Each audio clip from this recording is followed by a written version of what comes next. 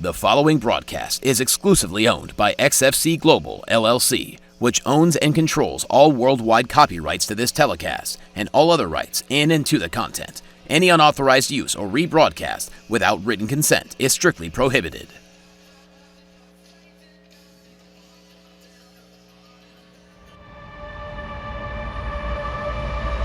Where warriors clash and legends are born, we stand on the precipice of destiny. Tonight, under the glimmer of the unforgiving lights, the air thick with anticipation, we welcome you to an odyssey of valor and prowess. This is XFC, where the relentless heart of a fighter meets the unyielding will to conquer. We behold the gathering of titans, each a master of their craft. They come not just to fight, but to etch their names in the annals of history, to turn sweat and blood into a legacy that will never fade. This is more than a battle, it's a ballet of brutality. And so, as the world watches with bated breath, we embark on this journey together. Welcome to an evening of unmatched intensity. Welcome to the spectacle of the ages. Welcome to XFC!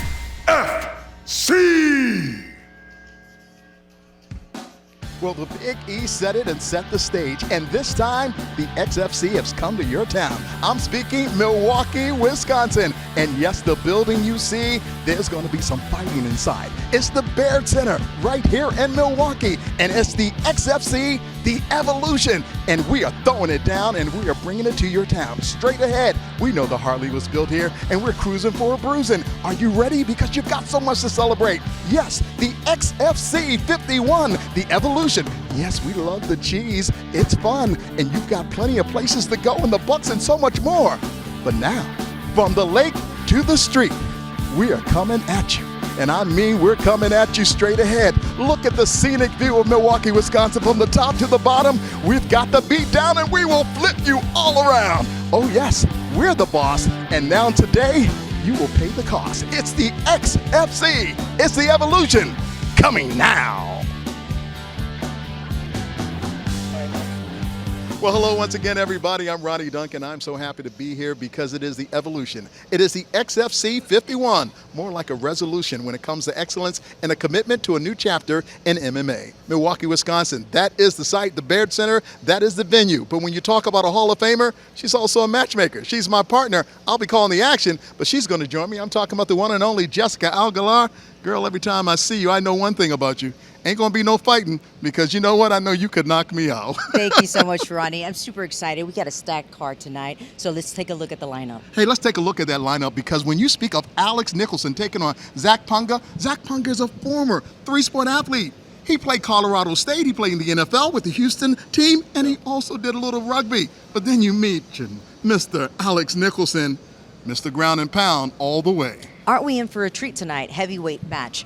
Alex also coming from a first-round submission win with vicious elbows and ground and pound. Palga, I spoke to him today, and he said that he's going to want the same that he got in the last fight, which is a submission win tonight. So we have to hold on and wait for that. Someone's trying to be a scene stealer, and I speak of a young man by the name of Delano Taylor. He's taking on Henderson Ferreira. He's got that crazy boy name. What is that nickname again? That's Boy Doido. So Boy Doido, a vet of the sport, you know, he's seen it all. He's been through anything that he knows it all.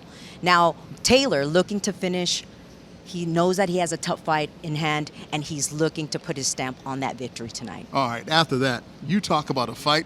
El Matador. I'm talking about Manuel Sanchez taking on the boss, Kenneth Cross. Kenneth Cross says, I'm here to steal the show. Nobody's going to have a better day. This is a highly anticipated one. You know, Emmanuel, the hometown hero, he is also coming off of a win in Lakeland with us here at XFC, and Kenneth Cross coming off of back in Detroit off of a first-round submission win. So highly anticipated fight. These guys start when the bell rings, and they don't stop till somebody taps or it's out. All right, when you have the nickname the Hitman, you better be somebody who can hit.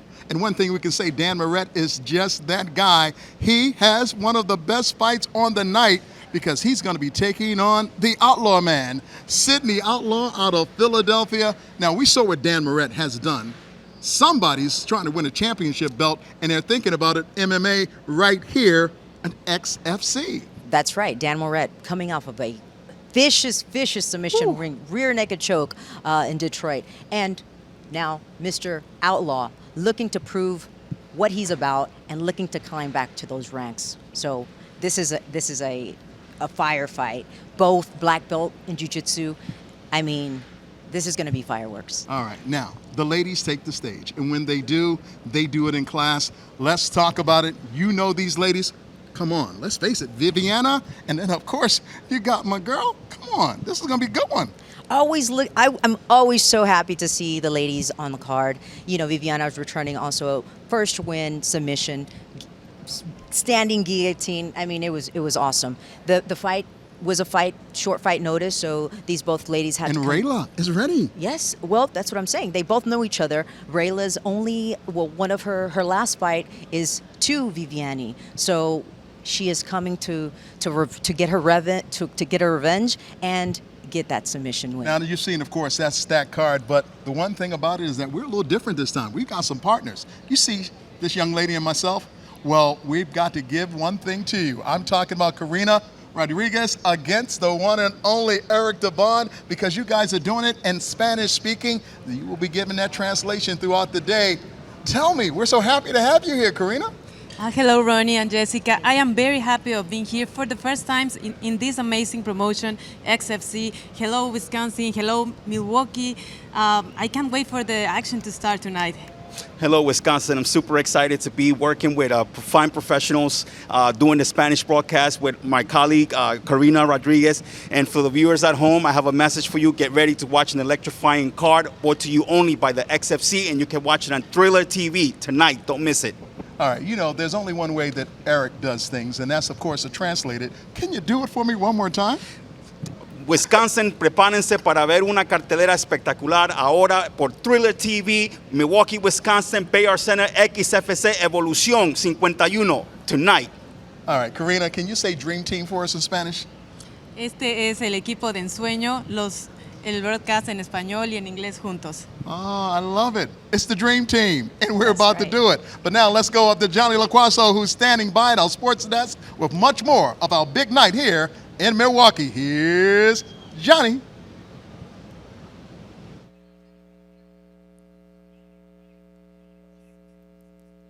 XFC starting with the revival, the comeback, the resurgence, and now tonight is all about evolution. XFC is here to stay and make a positive impact in the sport of mixed martial arts. Every fighter you see tonight, they have a chip on their shoulder. They feel like they've been left behind in the past. So tonight, they're out to prove that they have evolved to the point where they are more dangerous and skilled than ever before. As we are live on Triller TV at a massive spotlight here in Milwaukee, all headlined by a heavyweight clash fitting of such expectations. But when it comes to putting on an event like this, to grow XFC, it takes a village. It takes a team of very talented people, one of which I'm going to bring in right now. He is the president of Extreme One Entertainment, Mr. Chris Defendis. Come on in, sir.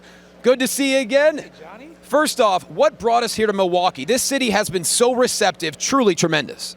I mean, Milwaukee's a phenomenal sports town with a tremendous MMA history and culture and fan base. So it was a natural place for us to have our next event. And the beautiful Bayard Center, which just had a pretty significant renovation, couldn't be a better spot for us to bring our show back to the Midwest. And of course, XFC is looking to grow not just stateside, but also overseas. What can we expect from XFC in the coming months and years? The coming months and years, we are going to continue to evolve and grow the brand to really be that developmental league for young, up-and-coming fighters, really ready to make a career out of the field of MMA. And so, both domestically, internationally, and globally, we're going to do big things and we're going to do exciting things. And while 2024 was a first step, 2025 and beyond is going to go even bigger and better and broader.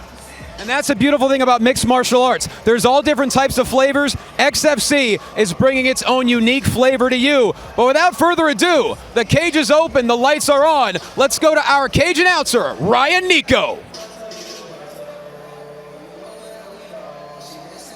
Fight fans worldwide, we are thrilled to welcome welcome you to the live broadcast of XFC 51 Evolution on Triller TV and American Forces Network. We are coming to you live from the Baird Center right here in Milwaukee, Wisconsin, where the energy, electric, and the excitement is beautifully brutal. As we dive into tonight's action, we remind you that this is where the next generation of MMA athletes showcase their skills in pursuit of greatness. We are honored to have the men and women of the United States Forces tuning in with us tonight. Your attention could have been anywhere, but you're with us. We are honored. Thank you for your service and dedication. Also, tonight would not be possible without our invaluable sponsors: Airhead, Central Standard Distillery,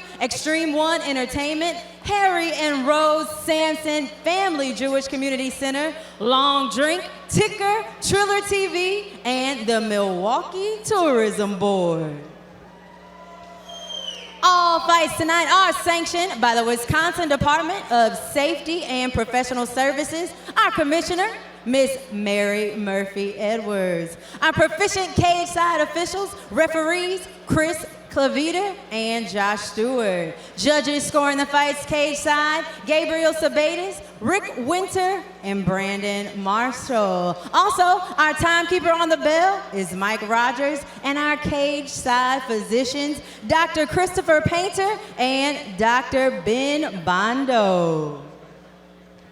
Also, we want to give a huge shout out to our XFC Florida and Southeast family affected by Hurricane Helene. You all are in our thoughts and prayers as we fight on. And tonight, we have an incredible lineup of matchups full of intensity and heart, showcasing the best of what mixed martial arts has to offer. Our fighters are ready to leave it all in the cage and bring you all of the action. So buckle up for this ride. You're in the place to be. This is XFC. Now we got action. So if you're ready to get it poppin', say, let's get it. All right. Well, for our ceremonial ringing of the first bell, we've got our sponsors in the house: Nick Bartolone, Sarah McCutcheon, and McKees Limberatos, representing the Harry and Rose Family Jewish Community Center.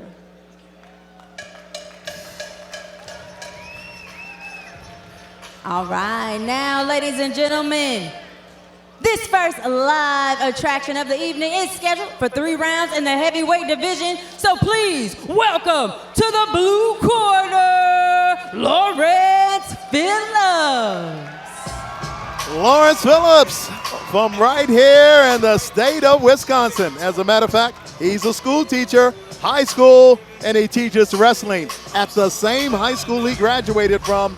And he's 260-some pounds. His record, he is 3-1. And when you say throwdown, you've got to give him the poster boy look. That's right, Ronnie. And he has, don't let the record fool you. He has over 50 Brazilian Jiu-Jitsu tournaments. Very skilled. He's been wrestling since the 8th grade. Let's go up to Johnny LaQuaso, who has even more about this man, Lawrence Phillips. Lawrence Phillips is a very special athlete, but discipline has always been the issue. He once tipped the scales at 340 pounds, but it was his brother, who was already fighting at the time, who said, hey man, get in the cage, get your life together. But he had a fear of getting in the cage. Then he said it was one specific podcast episode. He didn't tell me what podcast, but he did say it got him past that fear of starting to train, and he hasn't looked back. 3-1 with 3 knockouts, now at a lean 264 pounds. He is looking to take down Ronnie Marks tonight. Back to you. All right, it's back up to Ryan Nico.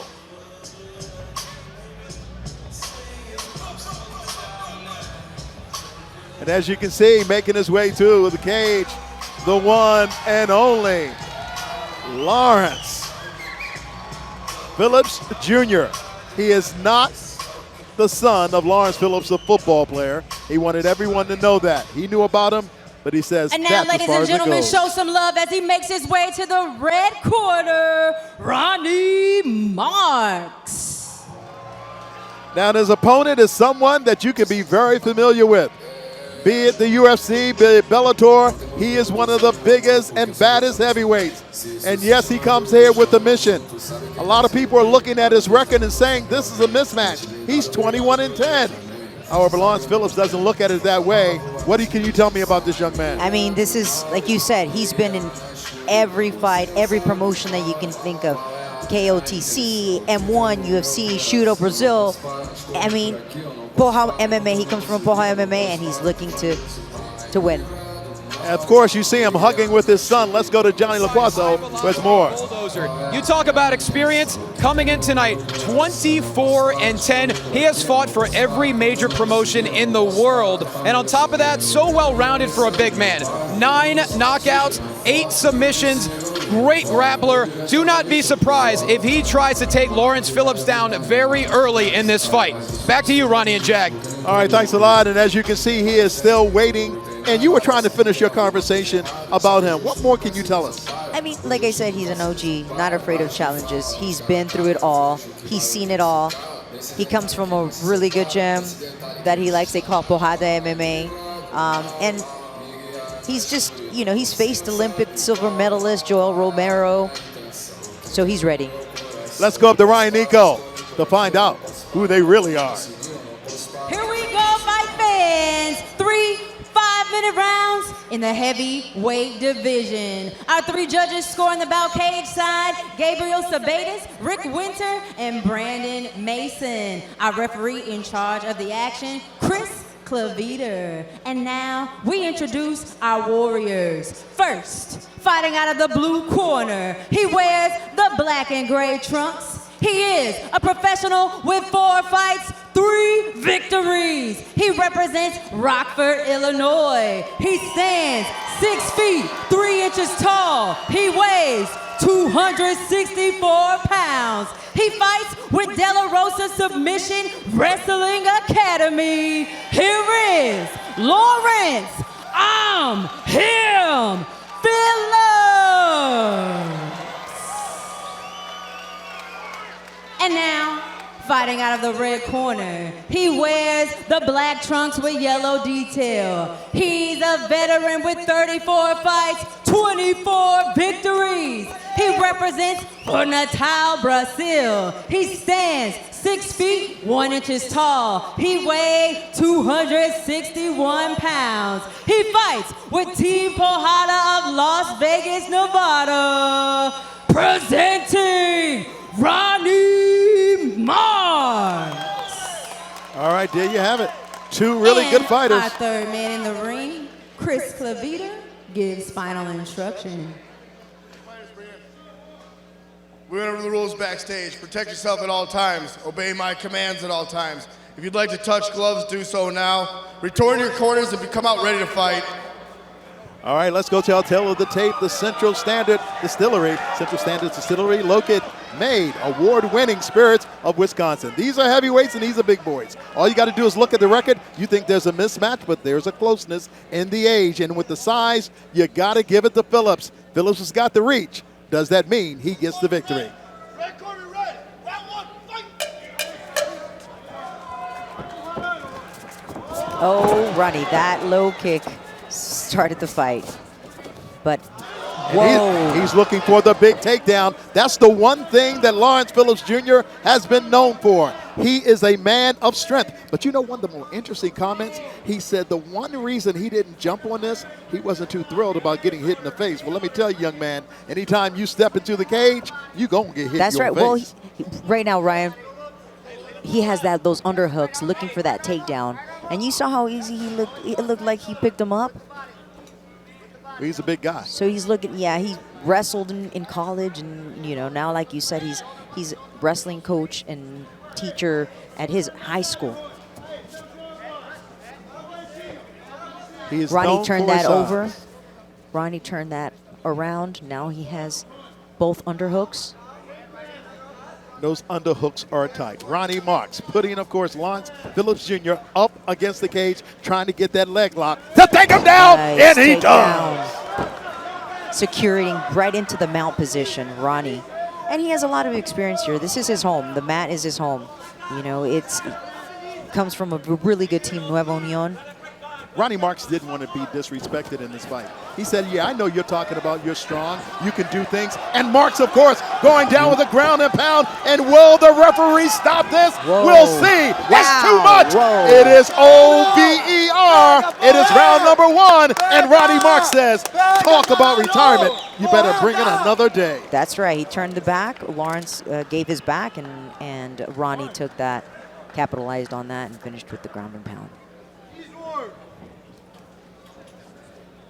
Pojada right there, that's Pojada. Ronnie Marks getting it done. Here's a replay of what he was able to do and how he was able to get it done. While Lawrence Phillips Jr. is now 3-2. Fell it right into the mount, fell right into the mount, and was really aggressive with those ground and pound. Took the hooks and kept ground and pound. And you see how much pressure he was pushing on Lawrence's back. Lawrence couldn't take it anymore. Ref stepped in and called it the night. Well, the one thing he doesn't like, he got plenty of. He got hit in the face a whole lot. But this is beautiful, the respect that Ronnie is showing Lawrence. This is what it's all about. He has to. You're talking about a guy with 22 wins as a professional, has been on the highest stage. You took this as an opportunity. You may have thought he was old news. The beauty He's was beautiful. The beauty was Ronnie, who won, came over to Lawrence and shook his hand. Okay, that's the camaraderie that you see so much either in Hey, any combat sport. showing his and that son. son on his shoulder. Ronnie Marks gets it done the way he told us. I'm not afraid of nobody. I wanted my son to see a glorious victory. Let's go back up to Ryan Nico. Please clap it up for both warriors for entering the cage tonight. Our referee in charge of the bout calls it to a halt at an official time of 1 minute 29 seconds in round number 1. Your winner by TKO, Ronnie Marks. All right, there you have it. Ronnie Marks being very happy. Ronnie Marks with gonna his get son. the word. Let's take a look more at some of the action, Jessica. As you can tell, Ronnie Marks was Congratulations, in now control, being moving on to top. 25-10 as a pro. Right into your mount ninth position. submission victory. Did you feel like the moment you got Phillips on the ground, that was the beginning of the end? First of all, I'm gonna say thanks everyone to come here tonight and support this great show. And guys, I have to say something. Sorry, I'm gonna use my time here. Guys, you guys need to believe in God. You guys don't need to go in the church, but go for God. This world is so crazy. You see like children kill daddies, like the fathers kill the kids too. Please, guys, go for God. You don't need to go in the church, but go for God, guys. Yeah, I'm so happy to my performance tonight. I know Phillips he's young and liar, like he's very explosive. I'm waiting for that. I see a lot of his fights. He has very good wrestling. But I come from a great team in Brazil, Nova União. André Peteneira is my coach. I do this whole life there with Gilbert team, and wrestling is my house too. I love wrestling. Like I have no problem to fight wrestling, guys. Well, you proved once again you're one of the most well-rounded big men in this sport. But how special is it to have that guy right there in your corner? No, tonight is special. This is my son. He's just starting out. He have one amateur fight. And he step in the cage with him in my corner. It's extra gas for me. I think I'm gonna fight 1.5 years more and after I'm retired. But I want he see to me every day, like train, do dedicated, for be example for him. Most importantly, how do you feel about your dad's performance? I feel amazing. This is something different. It's my second time being in his corner, and it just feels amazing. I'm getting emotional. Sorry, guys. I was waiting for this. He's been working really hard. Team Pojada, we work hard, and that's all we do. Don't apologize. Clearly, you're teaching your dad a few things. I'm gonna say something em português. Aí, galera da Vila de Ponta Negra, essa vitória foi para vocês também. Aí, a galera do Santa Amaro que tá assistindo minha luta lá no Rio de Janeiro, tamo junto, galera. Priscila, Raira, Laura, amo vocês. Tamo junto, pessoal. Congratulations to Team Marks on a powerful performance. That is, of course, the one and only Johnny LaQuaso. And Johnny, we thank you for, of course, coming in. And what a fight it was, especially when you consider the father and son team. Let's go back to the end of the fight once again. And Jessica, explain what you see. Well, you see him getting those hooks in and putting that pressure on Lawrence's back and those vicious ground and pounds. Ref stepped in and finished the fight, stopped the fight for the finish. Wow, we got one more look at it because the angles were so impressive. And Lawrence Phillips, he knew it. He was in over his head. This is one of the more impressive individuals. But what I love is when the father took the son, put him on his shoulders, and said, "You're my champion." You know, this is not Father's Day, but they did it the right way. He's passing on the torch. And as you can see, the crowd here at the Baird Center in Milwaukee, Wisconsin. Man, they know how to get ready for a good one, because coming up next, you got Viviana Barrera against Hayla Nacimiento, and this is going to be a fight that they will be talking about from the beginning of the fight to the end of the night.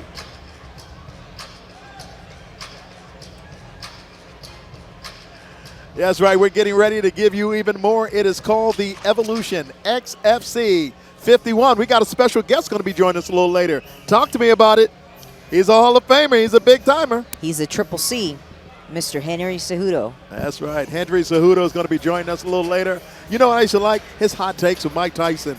Oh, my goodness. Wasn't it fun? Wasn't it exciting? He's going to be joining us. And with, of course, Jeremy Stevens. Oh, another yeah. superstar in the house. Yeah, but he won't be joining us on the microphone. He will? He won't. For the main event. Is he? Yes, sir. So this is Surprise, like news to me. surprise. Okay, I know what I need to do. Surprise, surprise. Take it up to the cage, the hexagon, to Ryan Nico to bring in our next fighters. All right, fight fans, y'all ready for some more action? Say yeah. All right, well, we've got 3 special rounds in the strawweight division. We got female fighters in the house. How many female fight fans we got in the house tonight? Well, all right. Please welcome to the blue corner, Hayla Nacimiento. We're not quite ready for the fighters right now. We're still waiting for them, so just go ahead and hype up the crowd. Ryan, Nico.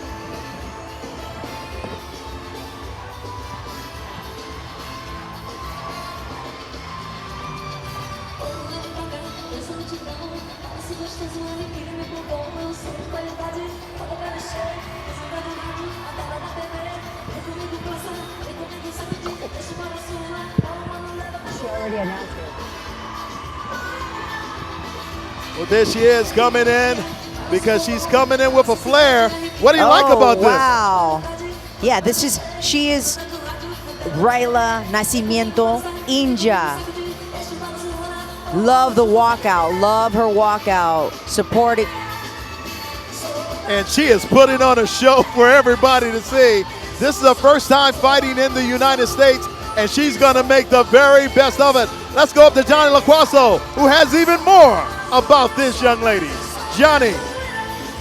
Without a doubt, this is the biggest moment in the life of Hayla Nacimiento. After 20 professional fights, she finally has her opportunity in the United States. She told us yesterday what a dream come true this is, and she admits, yes, I lost to Bejeda last year, but I took the fight on late notice, and I was also recovering from an injury. So tonight, I promise you will see the best of Hayla Nacimiento. Back to you guys.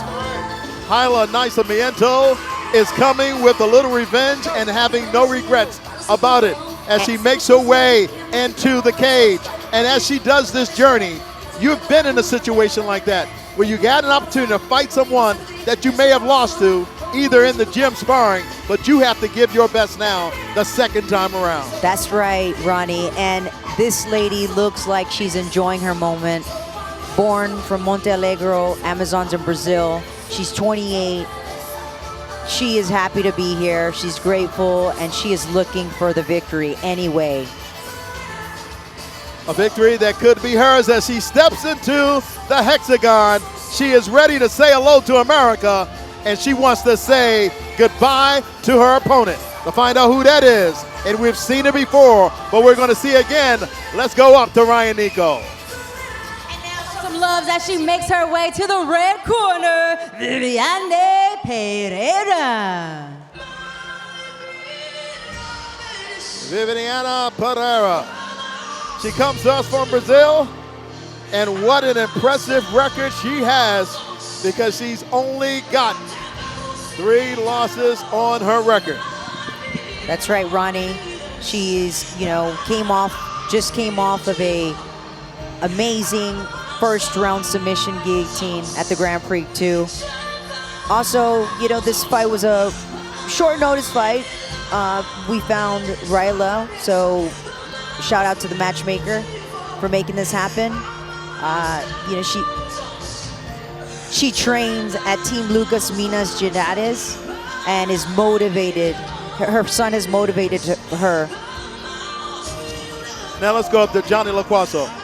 Viviane Pereira is coming off an electric first-round finish at XFC Grand Prix, so she now stands at 16-3, following a 12-0 start, including multiple victories in UFC. But she's out to prove that she is a finisher. She's had a lot of decision victories in her career, but her confidence has never been higher.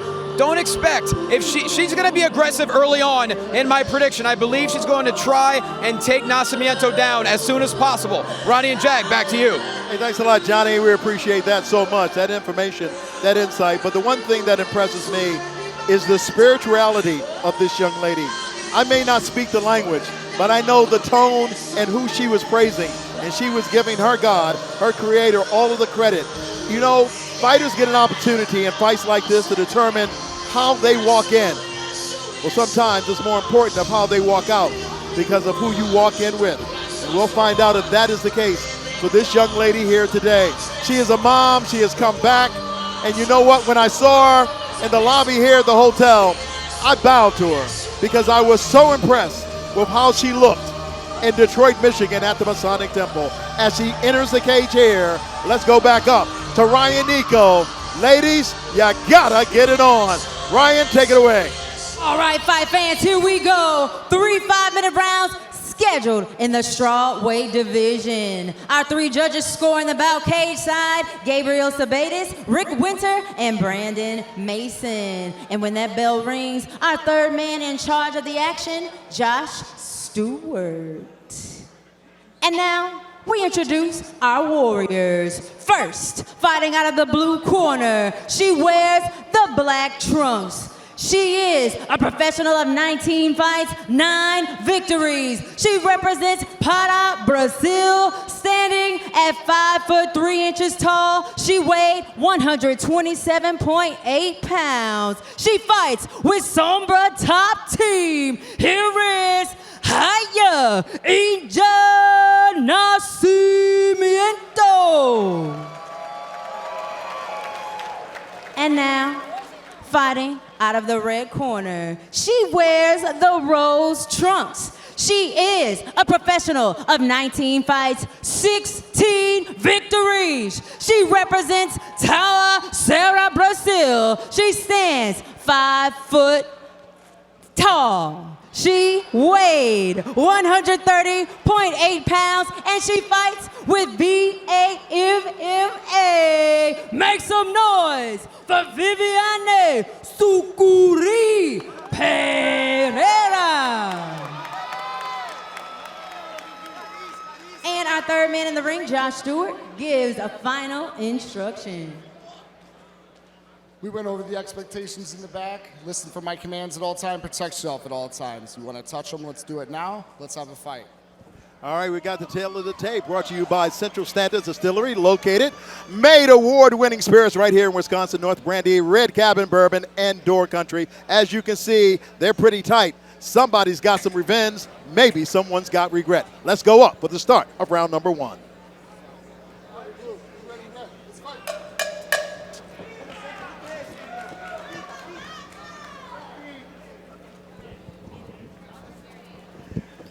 You can tell they're both familiar with one another because of how careful they're being. I've seen you before, now I get a chance to see you again. But revenge is something that you can plan for, and I guarantee you that Hyla said, if this fight is available, I'm taking it. And Ryla also told us that in her first fight with Viviane, she was injured, so she's 100% now, and her fight's gonna be different. Nice overhand. But they're having a lot of respect for each other. I like the feints that Viviane is presenting, but they're both in the middle of the cage, neither walking back. Nice front kicks, looking for that distance, to keep that distance, is Ryla.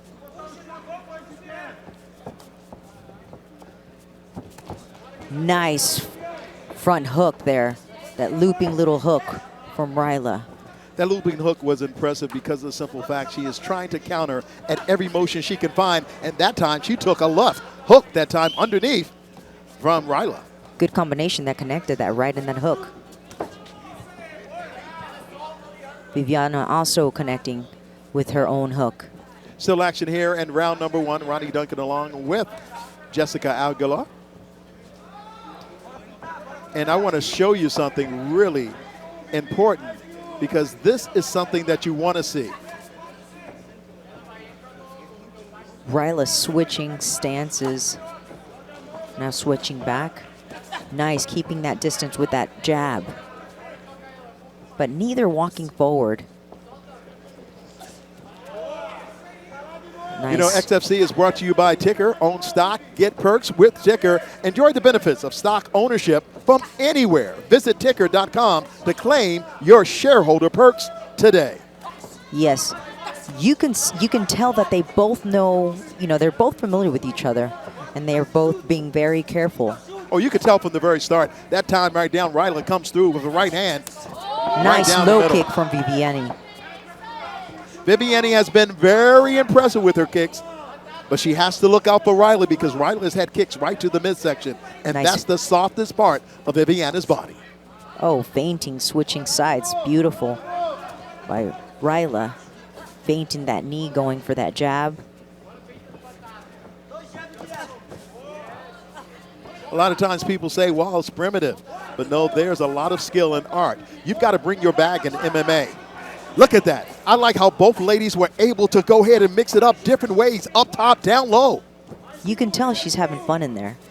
Her first fight here in the U.S., so this is a big fight for her. I like how she changes it up. She goes from southpaw, of course, to an orthodox at a switch of a dime. Nice block there from knee. She moved out of the way, came back in Look with at that jab. That's got to be confusing. If you are her opponent, which way is she coming? Right, because she's switching those stances to get away from. There she from does it again. Viviane's. Vienna's got to go ahead in between switching those stances. That's where I'm going to make you work.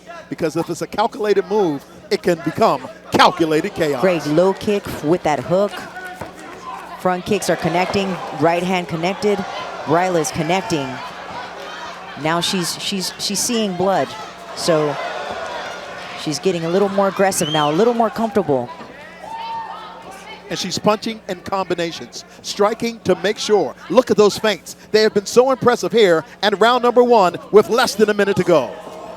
She's getting the better of the round here, Ryla. But Viviane's not stepping back, still staying there and still trying to connect. Kind of having a little trouble with the distance. But she's got to make sure that when she goes in like that, face cannot be wide open. Guard cannot be there. She can get knocked out walking into a punch. Yeah, Ryla looking very comfortable, very comfortable. Less than 15 seconds before the end of round number 1 in the ladies trade. Nice combination there from Ryla again. Low kick.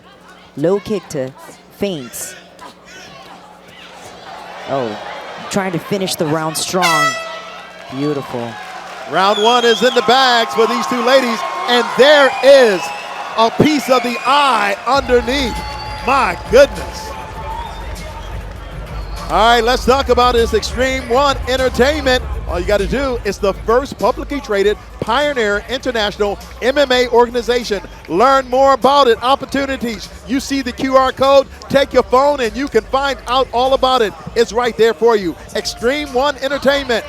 And if you notice, that eye is beginning to close right there on Viviane. She has not been in this situation. It is red, and that is only in round number 1. I saw it. It was because of those combination punches. Don't forget, the QR code says it all for you. Presented by Extreme One Entertainment, is the first publicly traded premier international MMA organization. You want in? You can buy in with us. You want to be a part of it? You can tell us what you want. Put your money where your mouth is. Getting ready for round number 2. How would you score round number 1? I have Ryla. You know, she connected more. You see the right eye of Viviane. It's a little swollen. They had to put a little ice on that. And Ryla seems like she's connecting. She's having fun in there. She's feinting. She's switching stances. She has become a problem. Yes, she has. Let's go ahead to round number 2. Ladies have been moving on, and I'm going to tell you right now, Piera has got to make something happen here in round number 2. Because the more that she does that eye could continue to close. She has to make an aggressive stance. I love those switches that Ryla is doing to trick Viviane. Those are really important because she's already watching out for those. You know, for the attacks. Jessica, what I like about it is that she does it so naturally. Everyone cannot switch like that, and especially when you're talking kicking, striking, punching, jabbing, she does it so effortlessly. The feints, the switches, the comebacks with that front kick. She's doing that beautifully. Those low, vicious kicks are connecting every time as well.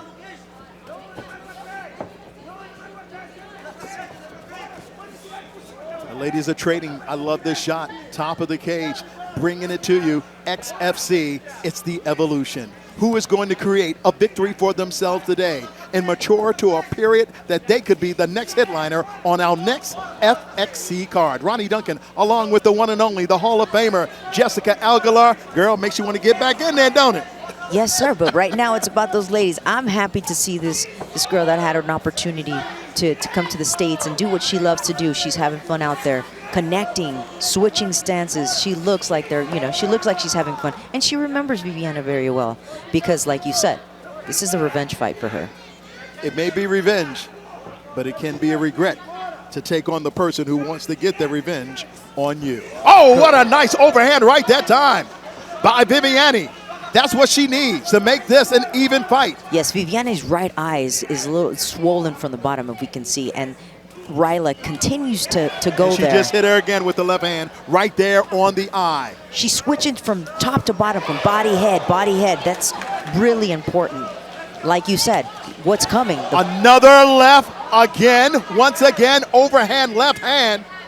And I'm telling you right now. Viviane wiping the blood out of her nose, off of her nose. So now Ryla knows. Doing beautiful. Ryla also moving once back again, beautifully. that jab is so important. Right down the middle with the right hand or the left hand, and then she took the left hand to the stomach. But the eye is starting to get even worse. And look at that, just missing with the overhand right. The kick, being in position to make sure that if you want to take it to the ground, I'm there with you. Oh my goodness! She almost caught the leg, but it wasn't good enough. That's twice tonight. Round 1, the same thing happened. She was able to escape getting that leg grabbed. Right, Ryla, seems very comfortable in there. And Viviane coming out short. What Viviane needs to do is feint more and move forward with her jabs so that she can get inside that pocket and maybe go for that takedown or connect You've been in there. How much is vision now being a problem for Viviani? Well, not too bad right now because it's swollen, yes, but she knows that it's more the mind. And she knows that she's down on the card. This is only a 3-round contest. Less than a minute and 35 remaining here in round number 2. You see that blood coming out of that nose of Viviani. And Ryla continues to move forward beautifully. Riley has been the aggressor. She is a young lady, and Ryla, that is, in the black. And at times like this, you have to call upon something deeper. Left hand straight down the middle that time by Viviani, and Viviani with the right hand that Ryla almost ran into. Yes, Viviani's coming up short. You know, she's coming up short with her punches. She's too far. Riley, what she's doing is she's getting that distance really good with her leg kicks. She's keeping that distance. She's playing every time. Nice war. She's beautiful. She's playing the geometry of the ring so well. Getting the angles and punching straight ahead and coming from the other side. Look at that eye. Oh my goodness, great shot that time by our camera people here at the XFC. And she knows, Ryla knows that she's drawn blood now. She's drawn blood, but they're both warriors. Viviani's been doing this since she was 13 years old.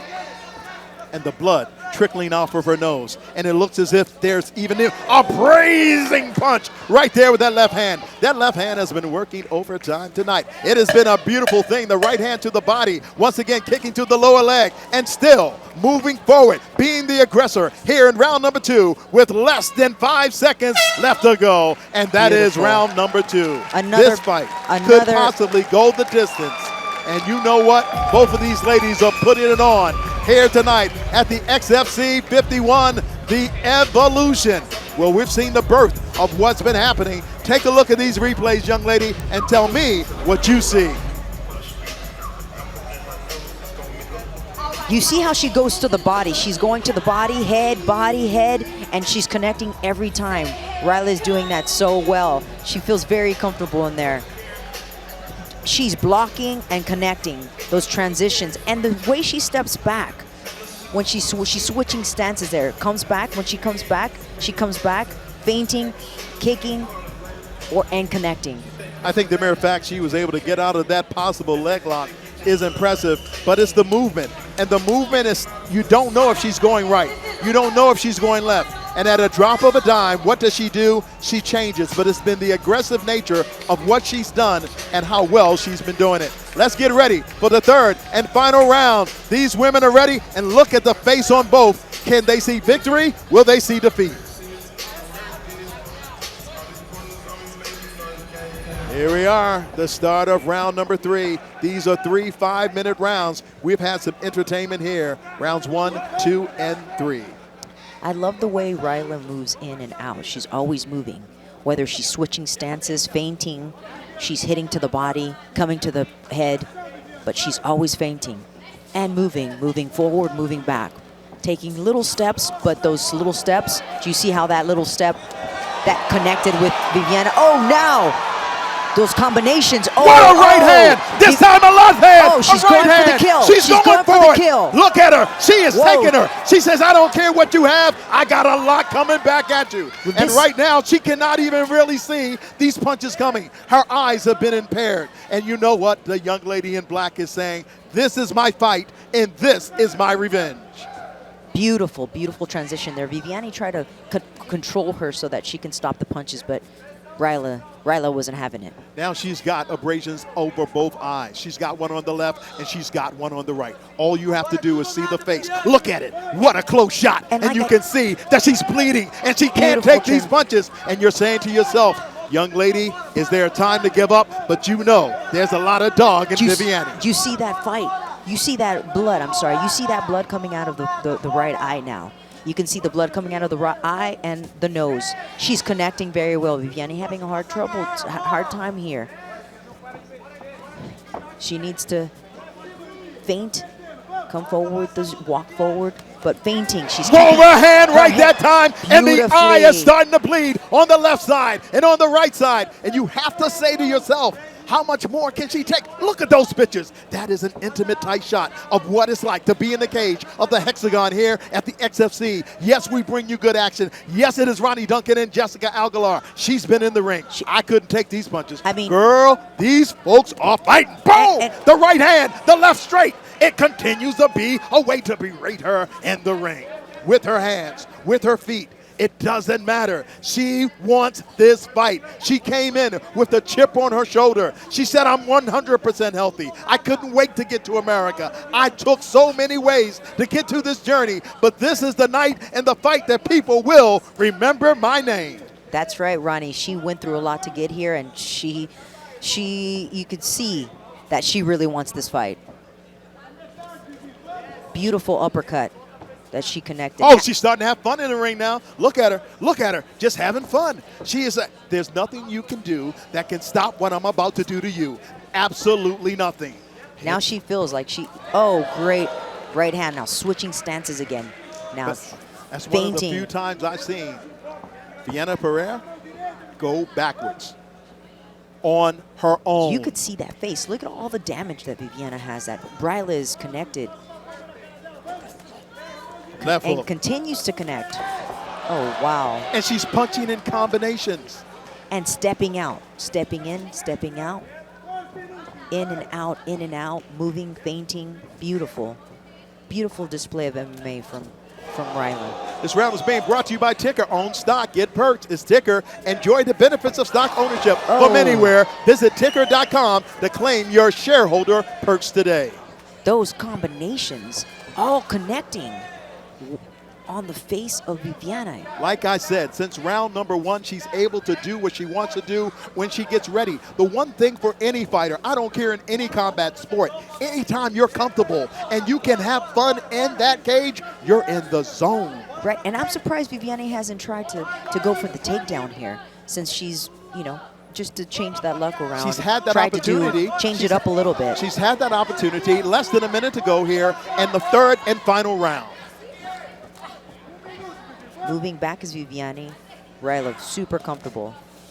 Up on the scorecards. Nascimento has been impressive. If you didn't know who she was before this, look how easy, how effortlessly she is able to switch and find the right hand. And then the left hook, wow. the right hand, and what a combination. And she gets and it she done. smells and blood. She's backing up. She and wants she's to finish. backing up for one reason. Oh, once that again. hook. Oh, her face is up bloody, man. Nice feint She getting can't out of take much more of this. Only 20 seconds left to go before we hit a bell for round what a number combination. 3. Let them say it and finish this fight off. Amazing. Amazing. Now she's going to go in for the finish here. Oh, wow. She Look wants at that right finish. hand. Oh, those combinations. Look at that face of Viviani. Oh, wow. The revenge is set. What a fight. What a fight. Thank you, ladies. Thank you. This is Women MMA. This is the future of Women MMA, Ronnie. I'm so excited. I'm so lucky that I got to see this fight and got to call it with you. This is such a gift to us. It is a gift because it was competitive fighters. And once again, for this fight to have been made in less than 72 hours says a lot about the matchmakers who put this together. McGee, Indeed. I know you might be listening. Arbery, I know you might be watching. I'm telling you, once again, you did it right. Look at that young lady. She is so happy to be here in America and to get the win. Let's take a look at how impressive she was with some of the combination punches that she did, not through just in round number 3, but throughout the night. Take it away. That overhand right connected every time with kicks, switching stances, that overhand right, that hook, those combos. Viviana here tried to grab her and she said, no, I don't want to be held. Look at those combos. Uppers, hooks, overhand right, switching. There you see her having fun. And that's that showboating where she was having a good time and just simply relaxing in there, and she didn't there. But there is the face. That face was messed up. She came in smiling. She came in happy. She had fun. Is going to walk out a different woman. But look at the camaraderie right now as both fighters are there, and she's saying, hey, look, I wanted this. You brought out the best in me. Since the day I lost to you. I've been haunted by that loss, but now I got my revenge. But you know you are still my sister. Camaraderie. We can fight it out for pay, but we can be humans when the So bell much respect. I sounds. love that. So much respect. They had their exchange of words. Let's go up to Ryan Nico. Let's show these warriors some love and respect right now and get loud. After 3 rounds of action, we go to the judges' scorecard for the decision. Both Judge Gabriel Sabates and Judge Brandon Mason score the bout 30-27. Judge Rick Winter scores about 30-26. All in favor of your winner by unanimous decision, Haila Inja Nascimento. What a fight and what a night it was for these two ladies. And I'm Beautiful. telling you, Beautiful display of women MMA here, Ronnie. Now she's super happy, looks fresh. Fight fans, both of our ladies speak Portuguese. And right here and right now, we're gonna show them a whole lot of love and respect, okay? So what we're gonna do is tell them thank you in Portuguese. We're all gonna say on the count of 3, obrigados. 1, 2, 3, obrigado.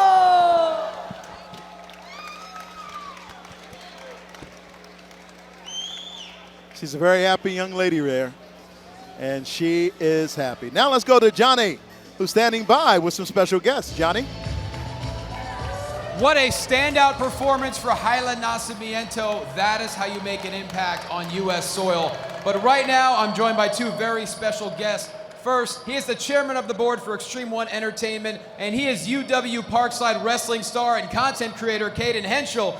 But first, Mr. Jeff Lambert, I want to talk about how important it is for XFC not only to work and do things for every community we visit, but how important is it for you to work with NIL to help grow the next generation of great wrestlers, possibly transitioning to mixed martial arts? Yeah, we're trying to develop that next generation of great MMA fighters, and wrestlers are that dog. They are absolutely underappreciated, overlooked, but they work the hardest, they fight the hardest, and we're so excited to partner with guys like Hayden and other wrestlers who are world class, but oftentimes overlooked.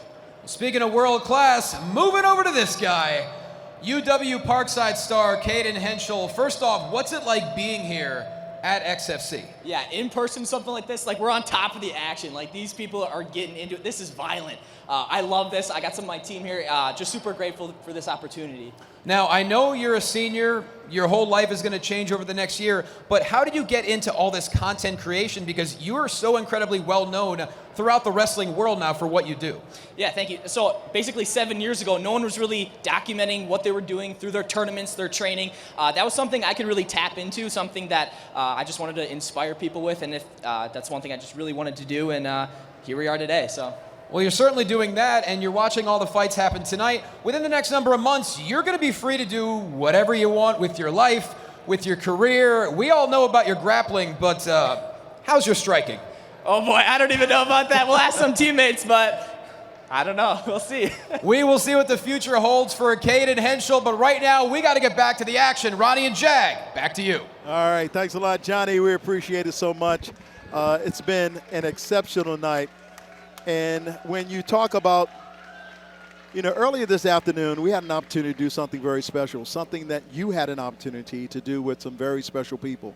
And I have to admit, being a part of XFC for this is what it's truly all about. And it takes time to not only talk about it, but to give the love, the passion, and the respect to those that you entertained today. Talk about that. Yeah, Ronnie, I just love giving back to the community, and for XFC to get behind these organizations for disabled, adults and kids to be able to stay active and be happy and learn martial arts. It's beautiful.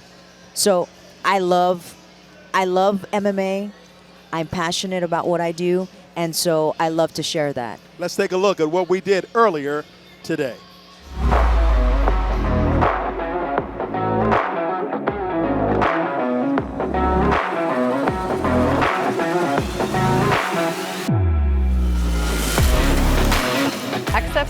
out to us about a couple of months ago to offer this opportunity for our adults. We have 2 programs at the JCC that offer social and recreational program to adults with disabilities. This is a huge priority for XFC as we go city to city, is really to find community partners to allow us to give back. I hope you guys have a blast and have some excitement and learn something along the way.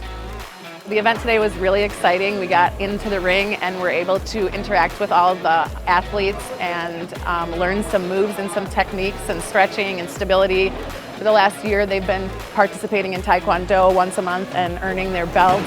So this kind of went hand in hand with what we are already doing wellness-based. So it was once in a lifetime chance, and we're very happy that XFC reached out to us. My favorite part is wrestling. My favorite part is making new friends. We live out in Las Vegas. No, what you do? Yeah. That's funny. I have friends from Las Vegas. Oh, really? Yeah. So am I. Nice. It just makes me feel amazing. I love to give back, and just to see them smile and have a good time really fills me with love and kind of gets my mind off of the violence that's going on later in the day, just to enjoy some happy moments. A lot of them do watch wrestling and they watch fighting, but they never get to experience it themselves. So kind of creating a bond here at XFC, we're trying to give back, and I'm blessed to be a part of this. That was an amazing experience. This is the place to be, the XFC! You know, all the fans are watching on TV or here. I hope you have a great day. Rock and roll.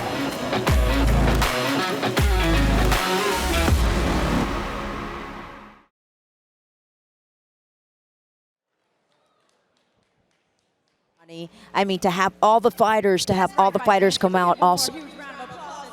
To have all the fighters still come out and participate in this morning was amazing. I mean, I thank XFC again for partnering up with these organizations, and I thank the fighters also for being a part, yourself and everyone that was a part of that, to put a smile on their faces. It's just priceless, Ronnie. We did something for them, but they did something more important for us, and it's called humanity. We can all love on one another. Now let's throw it up to Ryan Nico in the cage, getting ready for the announcement of our next fight. Ryan. All right, fight fans, the action continues from right here at the Barrett Center in Milwaukee, Wisconsin. If you're ready for more action, say let's go. All right, we've got lightweight action coming up, so please welcome to the blue corner, Sydney Outlaw. He is out of Philadelphia, PA, now living down in Miami, Florida. What a name. Sydney Outlaw don't need a nickname. That first name says it all. But you know what? He's got one. What is it? The Outlaw, Ronnie. That's right. 32 years old, from Pennsylvania. Young and hungry. Johnny is standing by. Johnny, what more can you tell me about the young man they call Sydney Outlaw from your town, Philly town, young man? Ronnie, I can tell you plenty about Sydney Outlaw. He's one of the most likable fighters that I've ever met. Always has a smile on his face, and he told me, look, pressure is a part of what we deal with as fighters. I'm going to smile on my way into the cage. I'm going to smile on my way out, especially if I win. And he has good reason to be confident. 17-6 in his career, 8 submission victories. He's won titles at 155, at 170, had a very impressive 8-fight run in Bellator, but he realizes how important this opportunity is for him tonight, and he is going to take full advantage. Back to you guys. He says he loves people. He says he loves on people, and that smile is infectious. But the person he's about to fight ain't smiling. Let's find out more from Ryan Nico. Make some noise as he makes his way to the red corner, Dan Moret. They call him the Hitman, and they call him the Hitman for so many good reasons. He's from Mankato, but he's also from Scottsdale, Arizona. Dan Moret, 16-8. And if you saw his last fight, you knew he is not to be forgotten or disrespected. Yes, coming off of a first-round rear naked choke from a high-level black belt. I mean, he's, like you said, 16-8, black belt in Brazilian Jiu-Jitsu.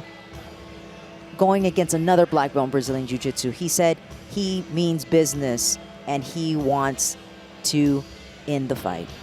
He wants to end the fight, and he's been able to do it. He's going to make us wait because you said, you know what? I had to be great and I had to be waiting for my greatness. And he's going to make sure that all of us, and there he is, the one and only Mankato, Minnesota's own. I'm talking about from Scottsdale, Arizona, Dan, the Hitman Moret. You know what? I have to admit, I do have favorites. He's one of my favorites guys. He's a go-to kind of guy. He's a hard worker. He says nothing has been given to me.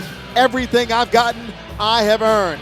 They tried to bury me. They tried to say that I couldn't do this anymore. But Dan Moret has found a way to let anyone know, you step in the ring with me, you know I mean business. Johnny, what do you think about Dan Moret? The Hitman is coming. Well, Hell's Bells truly might be the perfect music for Dan Moret. He is a very ominous and very intimidating individual, and he is so incredibly focused. Prior to XFC Grand Prix, as you both know, he had to wait almost 2 years for a fight. That takes a toll on a fighter, but he made up for that lost time.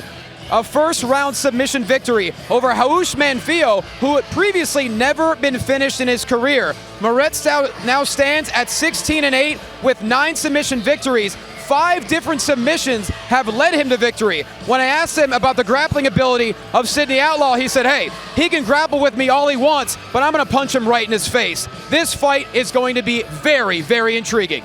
Ah, my goodness.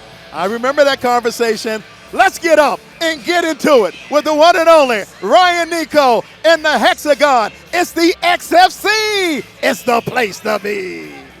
All right, fight fans, here we go. The action continues. We are scheduled for 3 rounds in the lightweight division. And now we introduce our cage side officials. We've got Gabriel Sabatis, Rick Winter, and Brandon Mason scoring the bout cage side. And our third man in charge of the action, Josh Stewart. Now it's time to know our warriors. First, fighting out of the blue corner, he wears the red and black trunks. A professional of 23 fights, 17 victories. He represents for Philadelphia, PA. He stands 5 foot 10 inches tall and weighs 155.8 pounds. He fights with Kill Cliff Fight Club out of Miami, Florida. Here is Sidney Outlaw. Across the ring, fighting out of the red corner, he wears the black trunks with the red, white, and blue detail. He is a veteran of 24 fights, 16 victories. He represents for Mankato, Minnesota. He stands 6 feet tall. He weighs 155.6 pounds. He fights with Fight Ready MMA. Presenting Dan Hitman Moret. And now Josh Stewart with final instruction. Okay, gentlemen. We've already been over the expectations in the back. Listen for my commands. Protect yourself at all times. If you want to touch them, let's do it now. Let's have a fight. All right, tail of the tape for these two fighters. Central Standard Distillery is one of the best award-winning spirits in Wisconsin. North Brandy, we talk Red Cabin Bourbon or Door Country Cherry Vodka. It's the best. Look at that. The record's almost, but the age. It's Rip Van Winkle disease for Moret, 37 and 32 for the younger guy. But could it be the distance and the length? Well, guess what? The shorter reach goes to the taller man. That means that Outlaw has him by 5 inches. Let's go up to the ring so they can do their thing.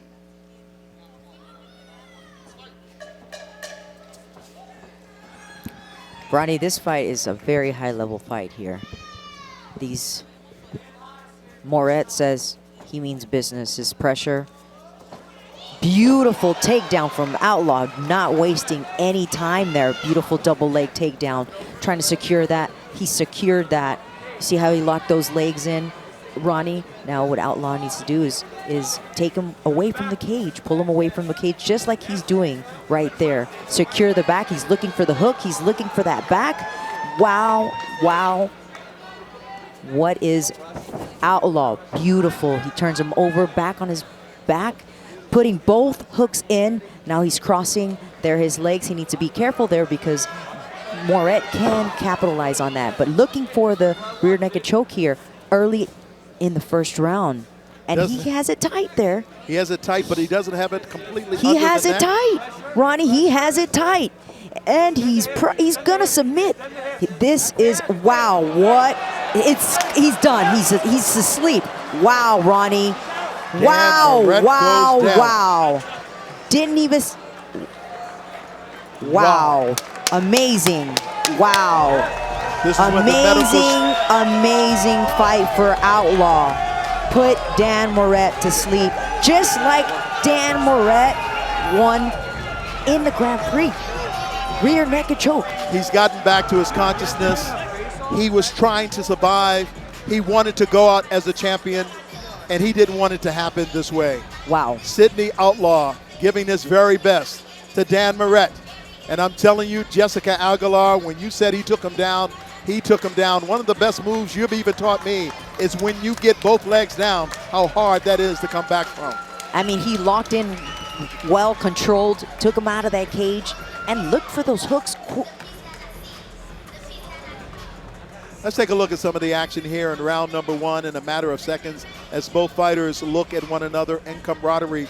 But Jessica, it was the technical way in which he did it, Sidney Outlaw, Beautiful. in the black and red. You see how Outlaw is coming for that takedown? Beautiful timing from Outlaw. Double leg. He gets that, changes levels, grabs the legs, and rushes, takes him down. Beautiful double leg here. Does a great job here at putting the knees together and locking that rear naked choke, tight rear naked choke. That put Dan Moret to sleep. That was high level, beautiful fight for Outlaw. Made it seem easy. Made it look easy, but is not. And he just, what a submission win for him. A submission win, but it was the alertness of the referee as well as that of Sidney Outlaw letting the referee know that if you don't do something right away, this could be a dangerous situation. Yes, you're right, Ronnie. So when you speak of what has happened in this situation, it goes to that. Let's go up to Ryan Nico, who has those particulars and times.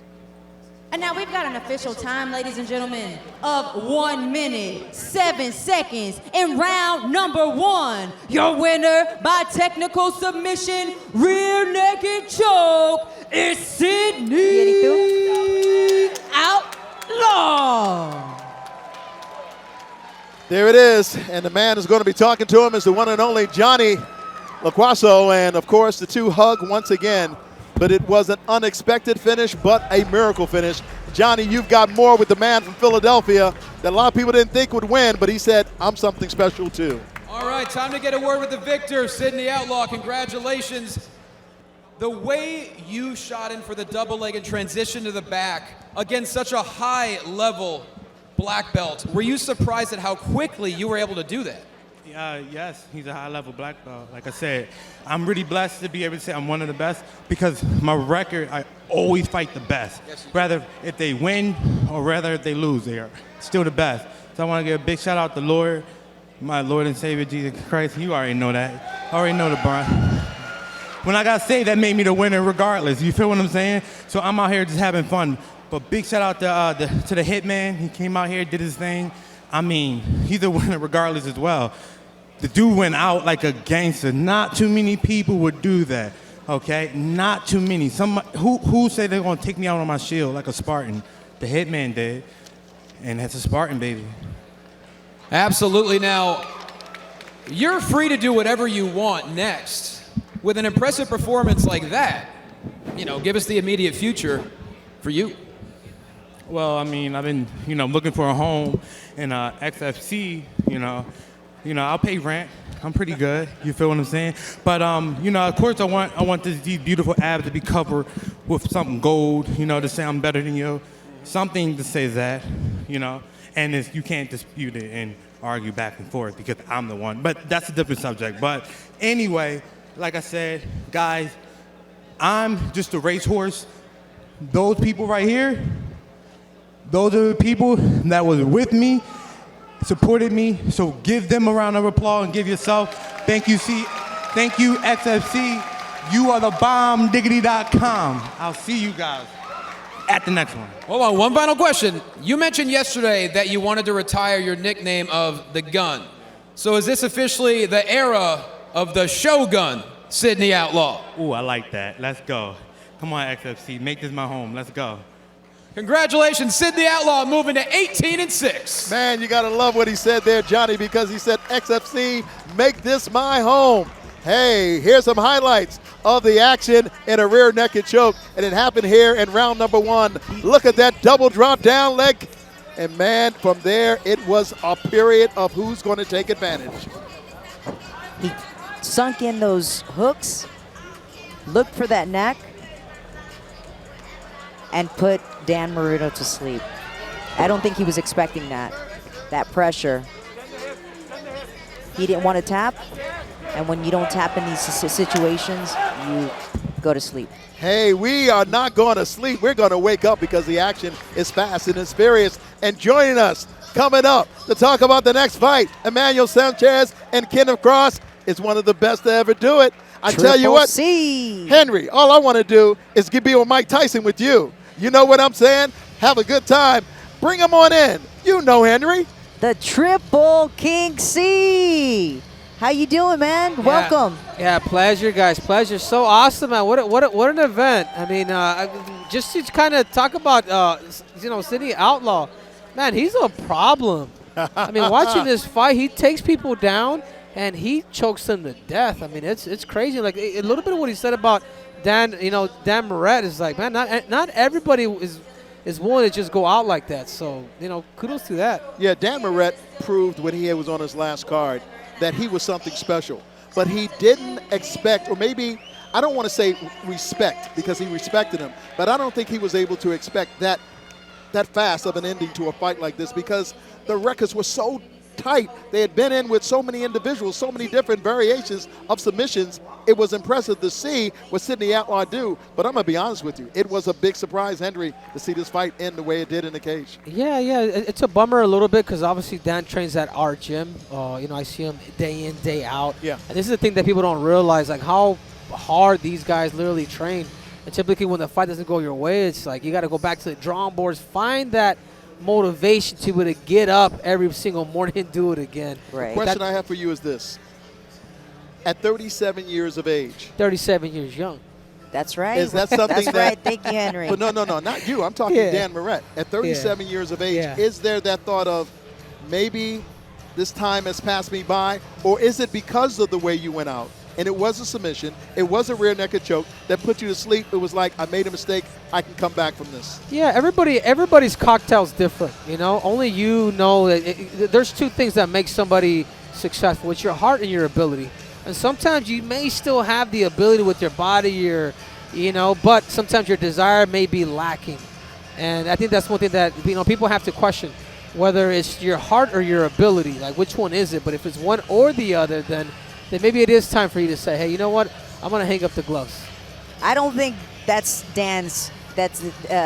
his case. He's a really high level, comes from a great team. Right. He has a great team. He'll get back to the, drawing board and get back out there. Right. No, I 100% agree. But that's what I'm trying to say. It's like everybody's journey is a little bit different. And even me now at the age of 37, like, a lot of that stuff crosses my mind too. Yeah. I was like, how long am I going to do this for? Like, dude, I thought I was done competing. I wanted initially wanted to be done competing by 29 before I hit 30. Okay. But that's how it goes, right? Yeah, but that's not always the answer. We start adding years. Henry, you were here watching the XFC. You've seen the overall production. You've seen the commitment of the ownership and what they're trying to do here. I know you've fought on the highest level, UFC, but I've got to ask you, what do you think about this impressive lane as an alternative approach to be the new kid in town, but doing it the right way? No, 100%. I think, they're giving it, like, particularly like this match right here.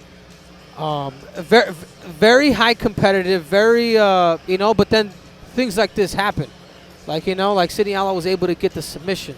But, the fight prior to with those two Brazilian girls, like, man, you talk about, God, I wouldn't.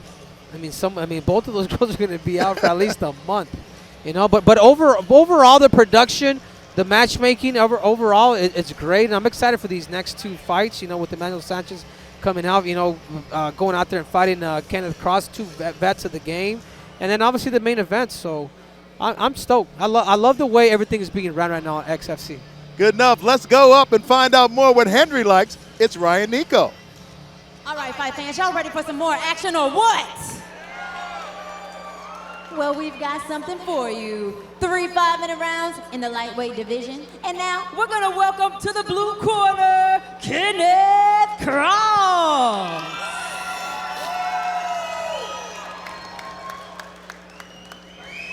It's almost like he is the boss. And he comes from the same state that gave you Diana Ross. And he says, when it comes to the Hexagon, it's my house and I live here.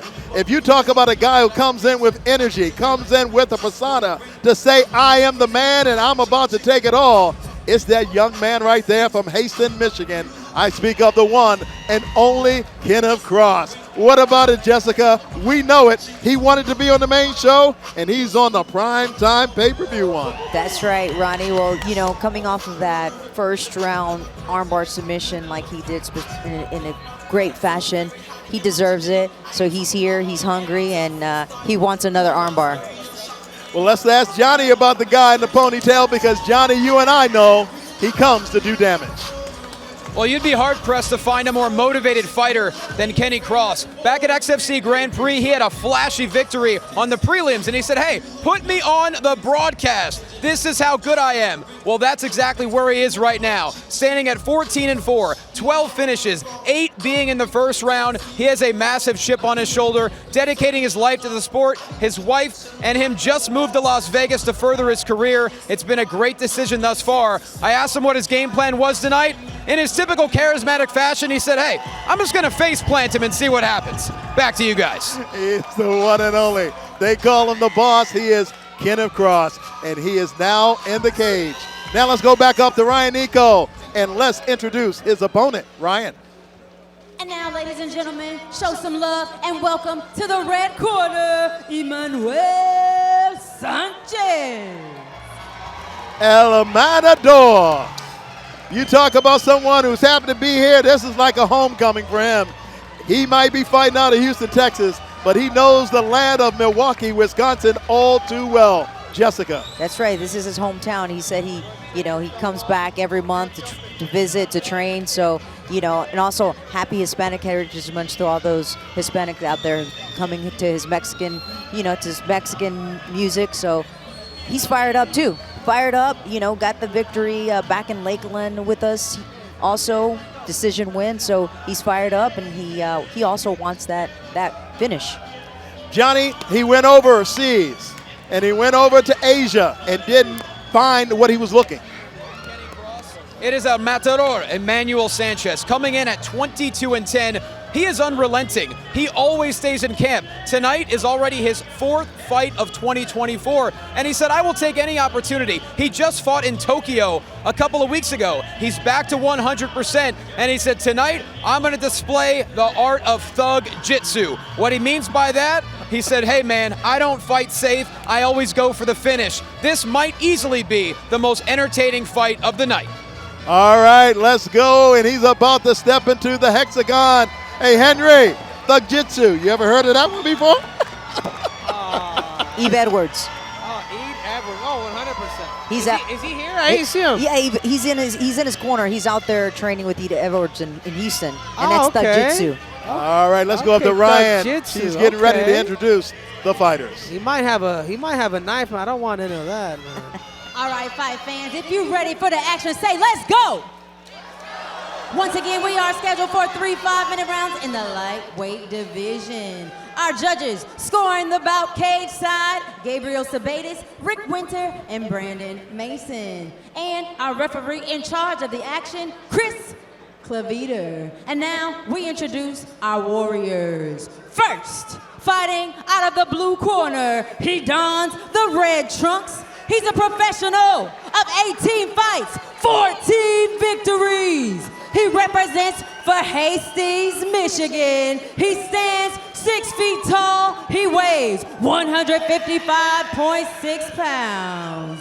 He represents and fights with Extreme Couture MMA. Here is Kenneth the Boss Cross. And now, fighting out of the red corner, he wears the black and red trunks. He is a veteran with 32 fights, 22 victories. He represents for H-Town, that is Houston, Texas. He stands 5 foot 9 inches tall. He weighs 154 pounds. And he's the architect of Thug Jitsu. Make some noise for Emmanuel El Matador Sanchez. And our third man in the ring, Chris Claviter, gives final instruction. Bring in the center. Fighters, we went over the rules backstage. Protect yourself at all times. Obey my commands at all times. If you'd like to touch gloves, do so now. Return to your corners, come out ready to fight.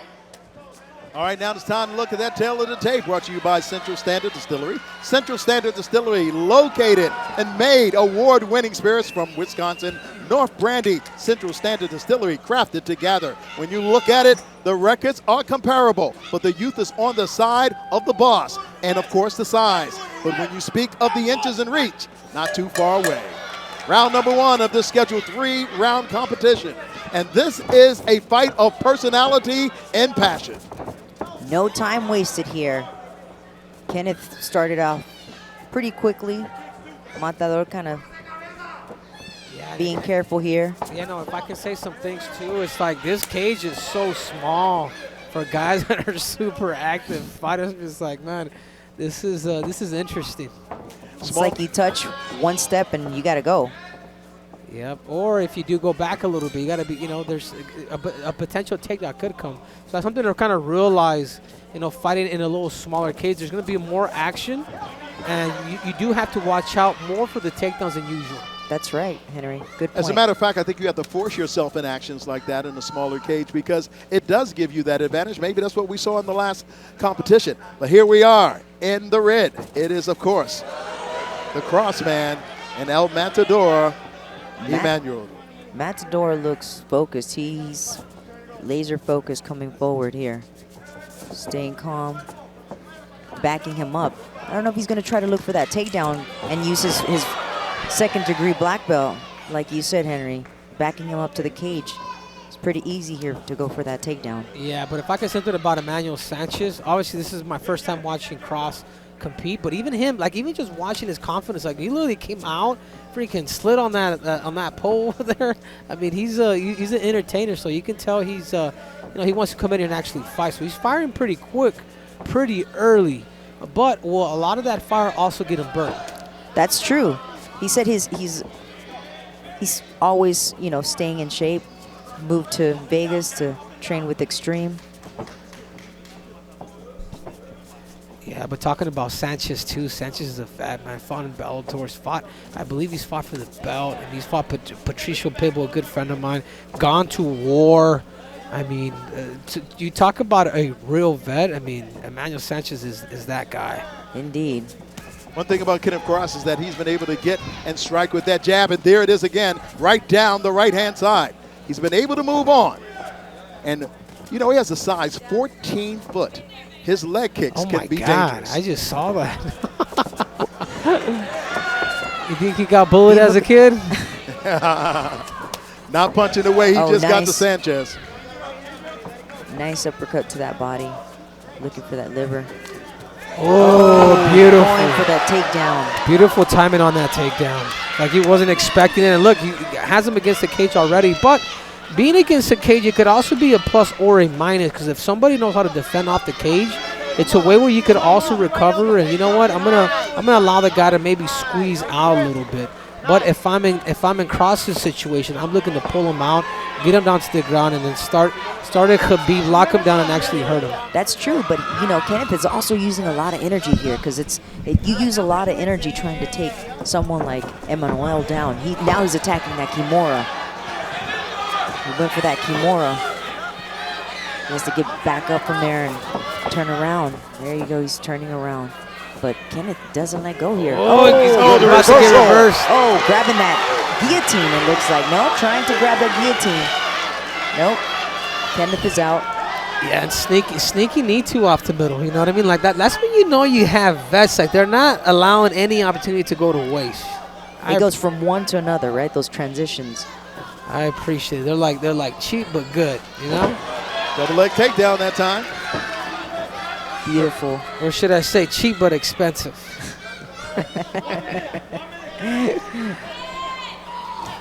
Beautiful level change and double leg takedown, but Emmanuel, like you say, he's a vet. He's getting back up. And Kenneth here, he's using a lot of energy. We'll see how he does, you know, in the second round, in the later rounds of this fight. Yeah, no, 100%. But he does come from a good school. If you're telling me he comes from Extreme Couture, I mean, you know, talk about one of the best gyms in the country. And he's very decorated as a wrestler. He's a, you know, so he's a very comfortable. But Emmanuel, vet, second degree black belt, he's also really comfortable on the mat.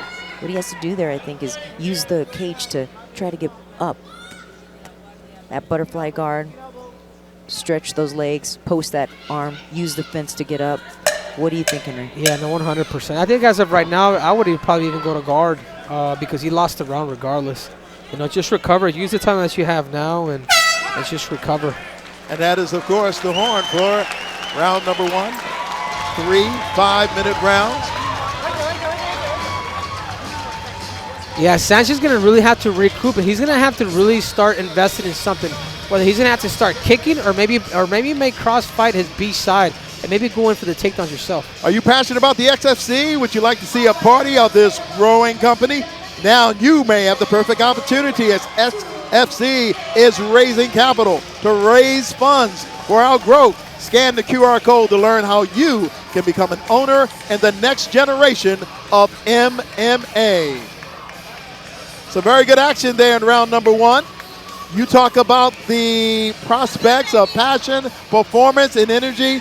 Well, they are both high energy guys. And as you looked into the corner, Emmanuel Sanchez is not about to lose anything because he wants to gain it all. And then you've got Kenneth Cross, who says to himself, I am the man. Let's who can take care and take control in round number 2.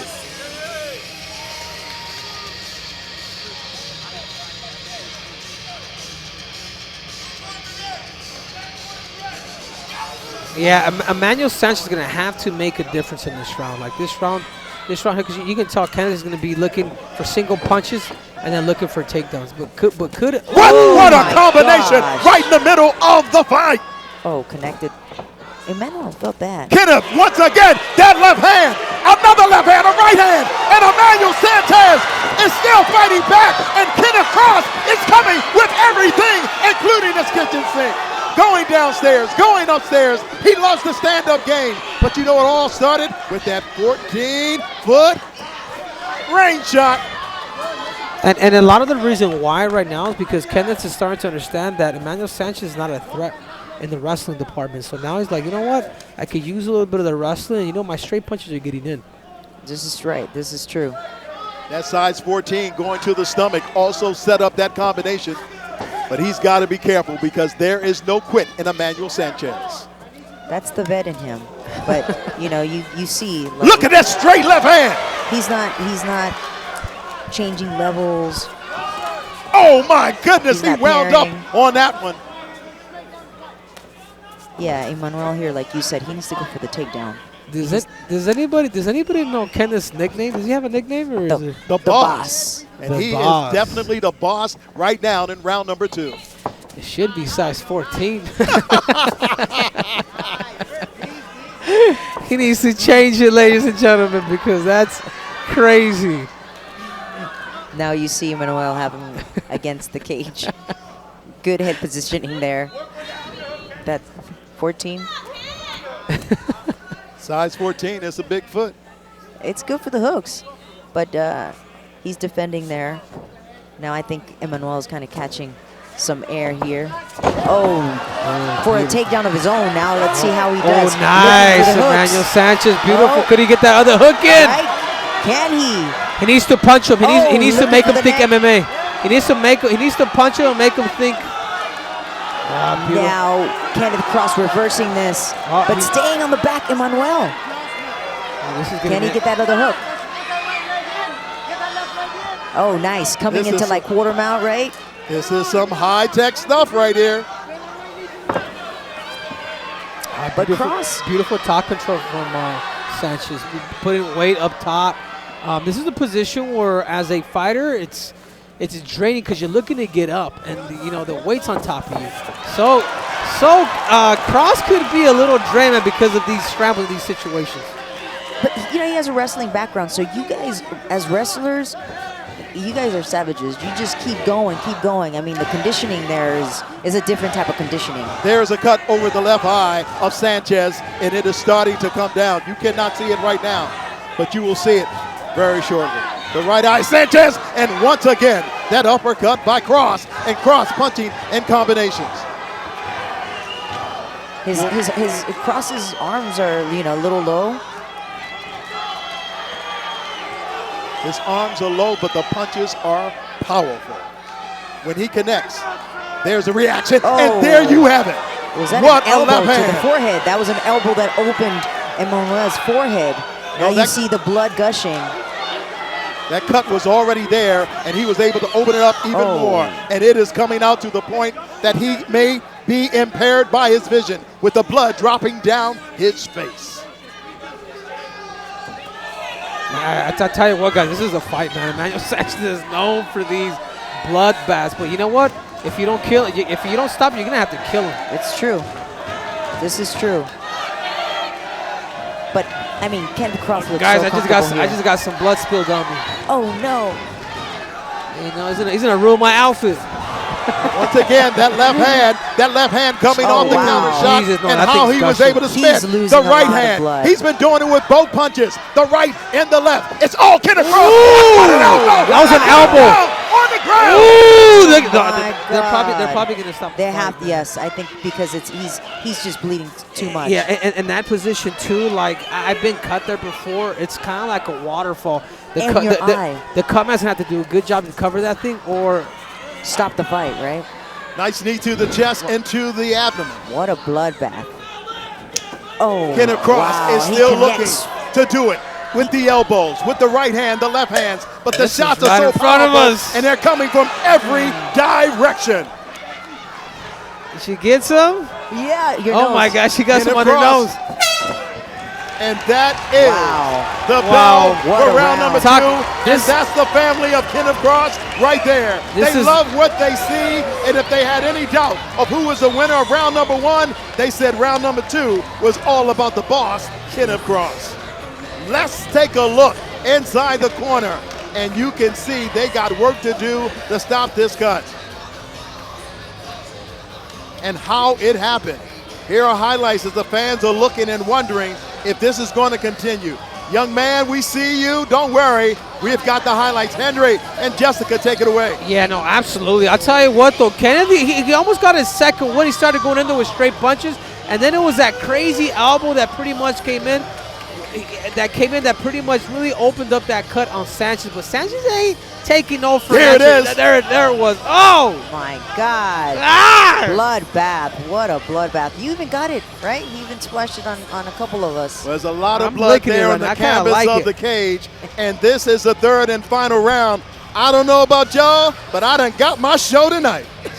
No, Like 100%. Yeah, like you said, the cutman had to do a good job. And it looks like it stopped bleeding for a little bit, but once you start fighting, that thing opens back up. Yeah, so in other words, Sanchez is going to have to go for broke, and he's going to have to take his chances early because it's just a matter of the next 30 seconds, and it's going to start pouring again. All right, here we go. God, it is time what to a fight. A timeout. Oh, doctor's going to come in? No. The doctor Let wants him to out. come into the ring. The doctor wants to come into the cage. What and is look, going on? did you see what Kenneth just did? Emmanuel is like, what is going on? Did you see what Kenneth just did? He just viewed to his fans and he said, it's the elbow, baby. I split his eye open with my elbow. Nah, Emmanuel Sanchez wants more. The doctor's going to let it go.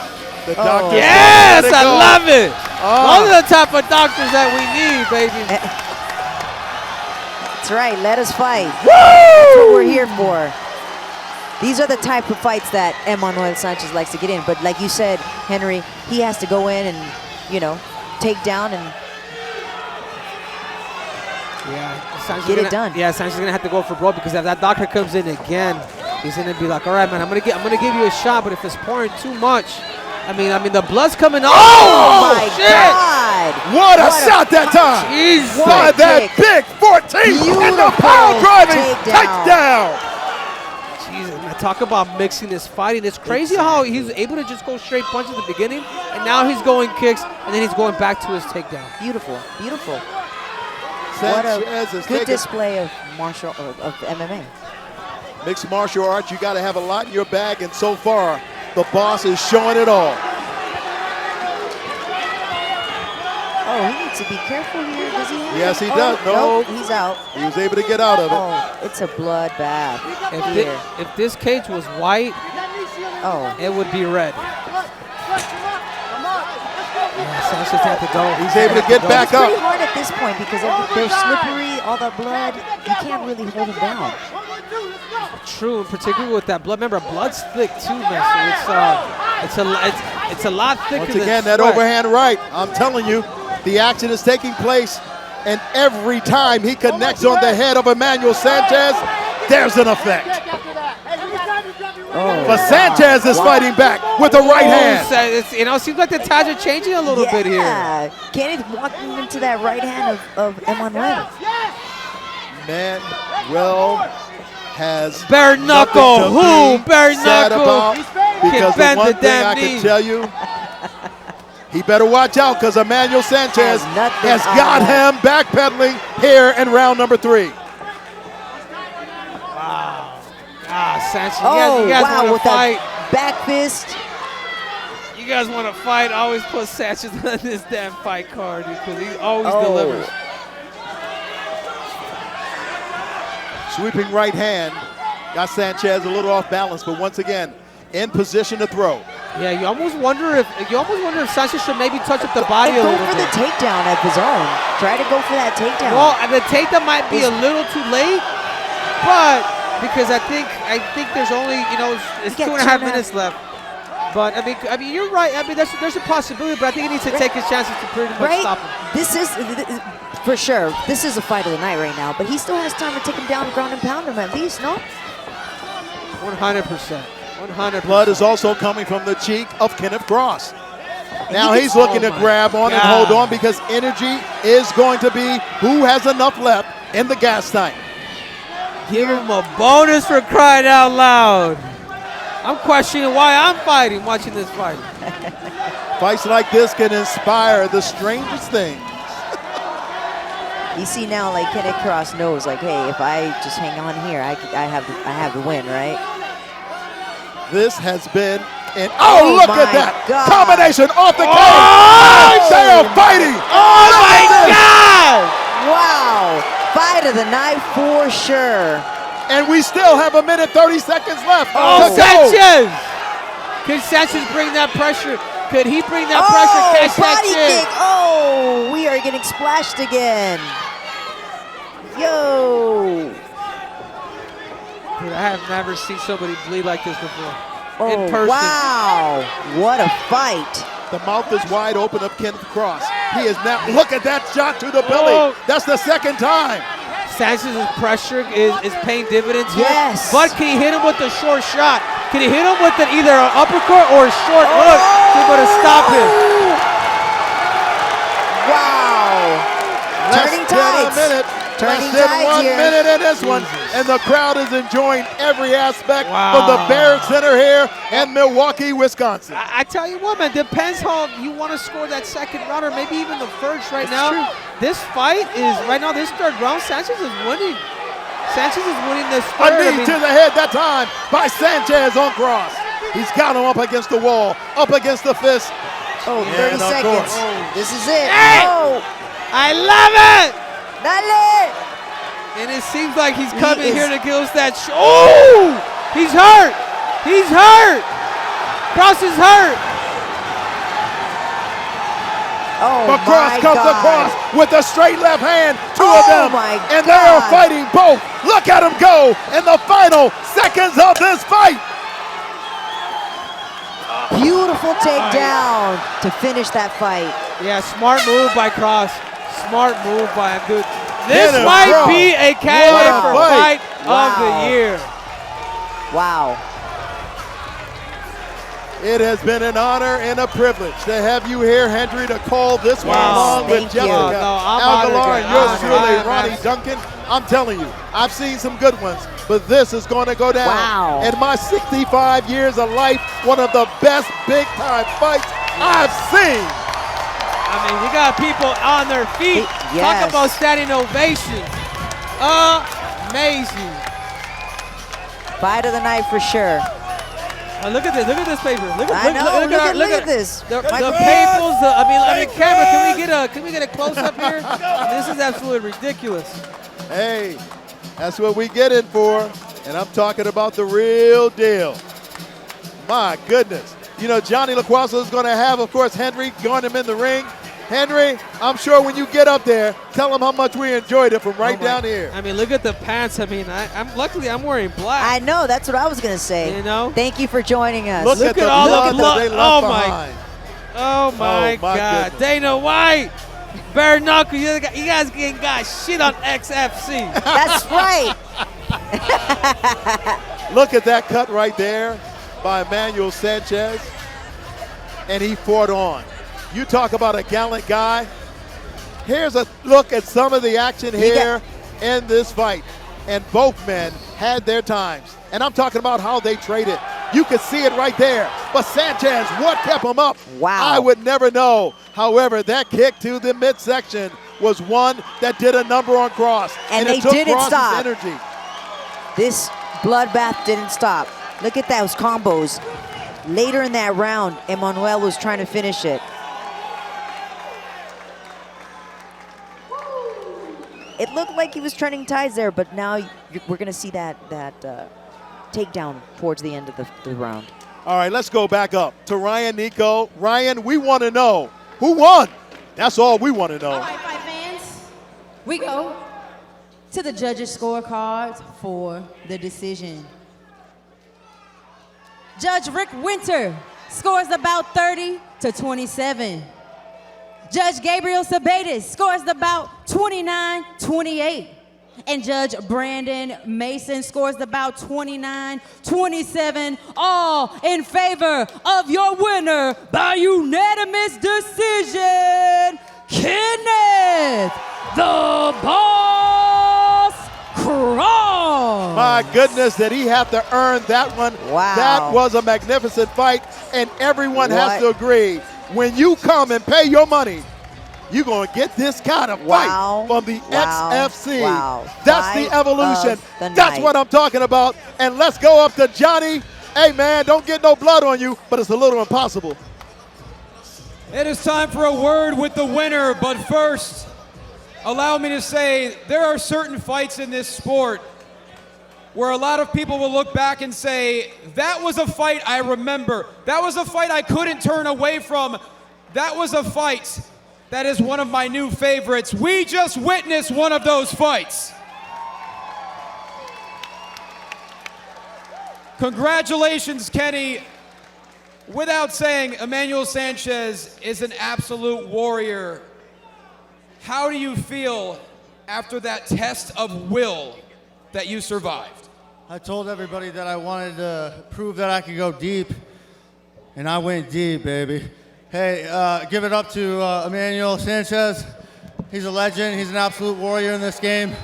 Shout out to Milwaukee and all of his fans here.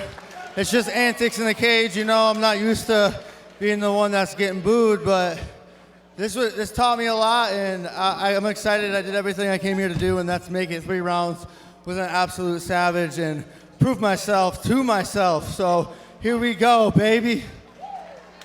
Now, I know you came in feeling really overlooked throughout your career. I mean, you're 14-4, 12 finishes, 8 in the first round. But with all that said, is this the performance that you're most proud of? Yeah, I'll hold on to this one for a while. You know, two of my teammates that I look up to highly, and Jeremy Kenny and Matt Spinell beat this guy, but they grappled him the whole time, and I wanted to test my stand-up ability against a tough Mexican who likes to bang. I got hit more in this fight than I have my whole career. Thank God I split him with that elbow, because it would have been a long fucking night. Absolutely. Now, we just saw an amazing lightweight performance by Sidney Outlaw. We just saw an amazing lightweight performance by you. What do you think might be next? Sidney's an absolute G. I think that would make for an incredible matchup, and he's deserving of a big fight. And you know, I want as many big fights as I can take. So, you know, if XFC can pay up and make that fight happen, I'm all ears. Congratulations to the boss, Kenny Cross, on an iconic performance tonight. But speaking of icons, I happen to have one with me right now, because XFC doesn't just bring out special guests, we bring out legends. He is an Olympic gold medalist. He is a former UFC flyweight and bantamweight champion. It's an honor to welcome Triple C, Henry Cejudo! Henry, first off, I gotta get your thoughts on that fight we just witnessed. Man, I'm sneezing because it smells like blood, and you guys have no idea what you guys are seeing, but like here, I feel like there's a murder scene. So talk about a fight. I mean, this fight here, what just took place is, you don't get that every day. You really don't, and we want to thank you for being here because, you know what it's like to transition from an incredible wrestling career into the cage. Is that what you're trying to do with XFC, really bring in the next generation of wrestlers into mixed martial arts? No, of course, man, 100%. I think what Chris is doing and, giving an opportunity to all these Milwaukee kids and people from all across the United States, I mean, this is how you get started. And with fights like this, I mean, fights like these inspire the next generation. So even if you're not fighting, if you are a fan and you love the game, like this is what takes it to the whole next level. Certainly does. And I just want to say on behalf of every fan here and every fan watching, we know you stepped away for a while, but thank you for coming back and blessing us with more Triple C in mixed martial arts. There's a lot more cringe in me, so, I will be back in the cage soon. All right, no doubt more gold around this man's waist. Triple C, Henry Cejudo. Hendry's.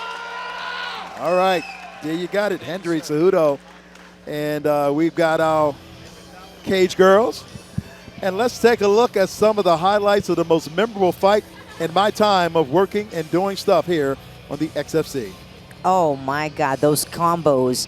And Emmanuel always kind of countering back. Whoa, did you see that? Those straight punches from Kenneth Cross. He even connected that liver shot there. It was impressive This to is see the elbow that opened up that forehead of Emmanuel and created that bloodbath. And look at that. We're still cleaning up here. All in the cage.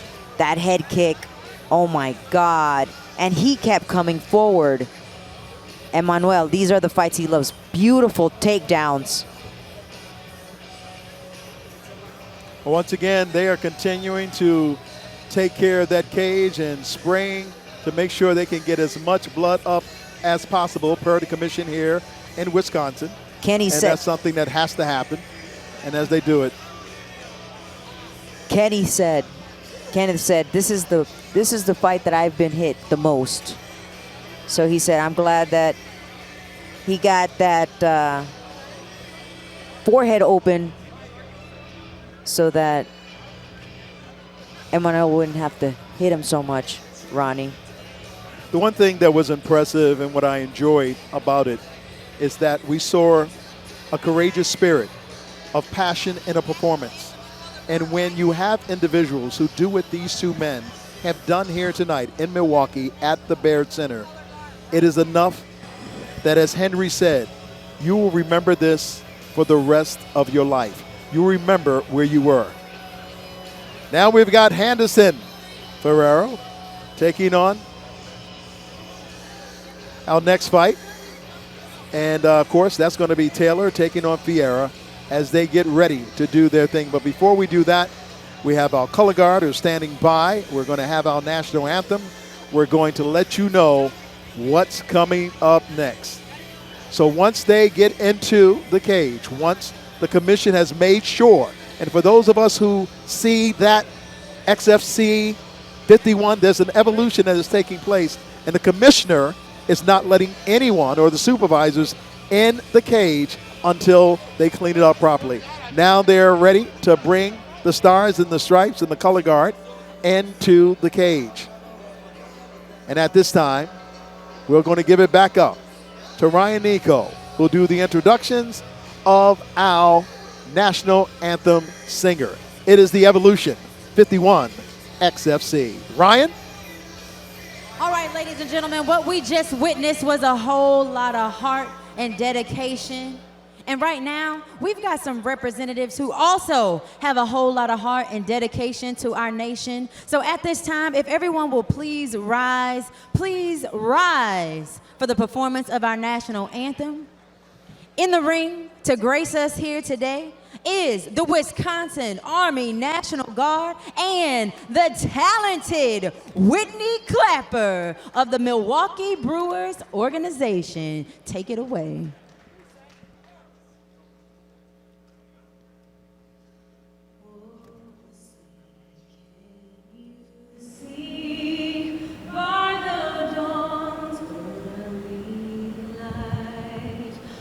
So proudly we hailed at the twilight's last gleam, whose broad stripes and bright stars through the perilous fight o'er the ramparts we watched were so gallantly streamed. And the rocket's red glare, the bombs bursting in air, gave proof through the night that our flag was still there. Oh, say does that star-spangled banner yet wave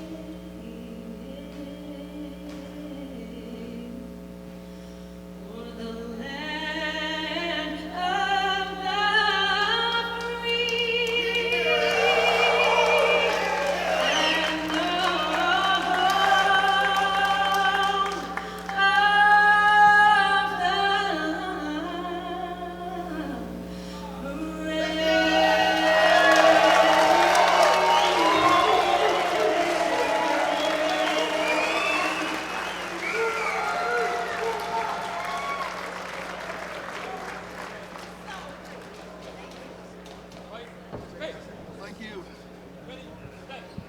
Thank you very much for that outstanding rendition of the national anthem. And we want to say hello to all of our forces who are watching us on America Forces Network.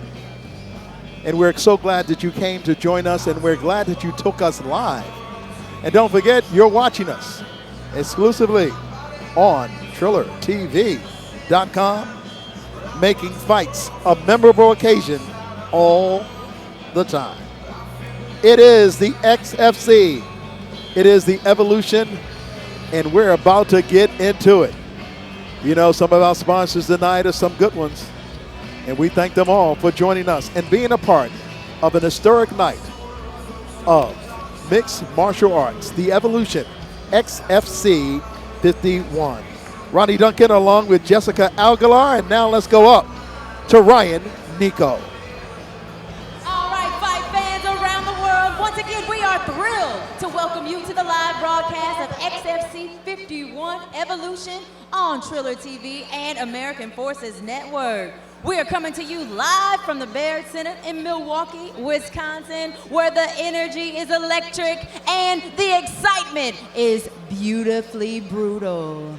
And we're about to dive into tonight's co-main and main events. And we remind you that this is where the next generation of MMA athletes showcase their skills in pursuit of greatness. We are honored to have the men and women of the United States Forces tuning in with us tonight. So thank you again for your service and dedication. Also, tonight's fights would not be possible without our invaluable sponsors: Airhead, Central Standard Distillery, Extreme One Entertainment, Harry and Rose Sampson Family Jewish Community Center, Long Drink, Ticker, Triller TV, and Milwaukee Tourism Board.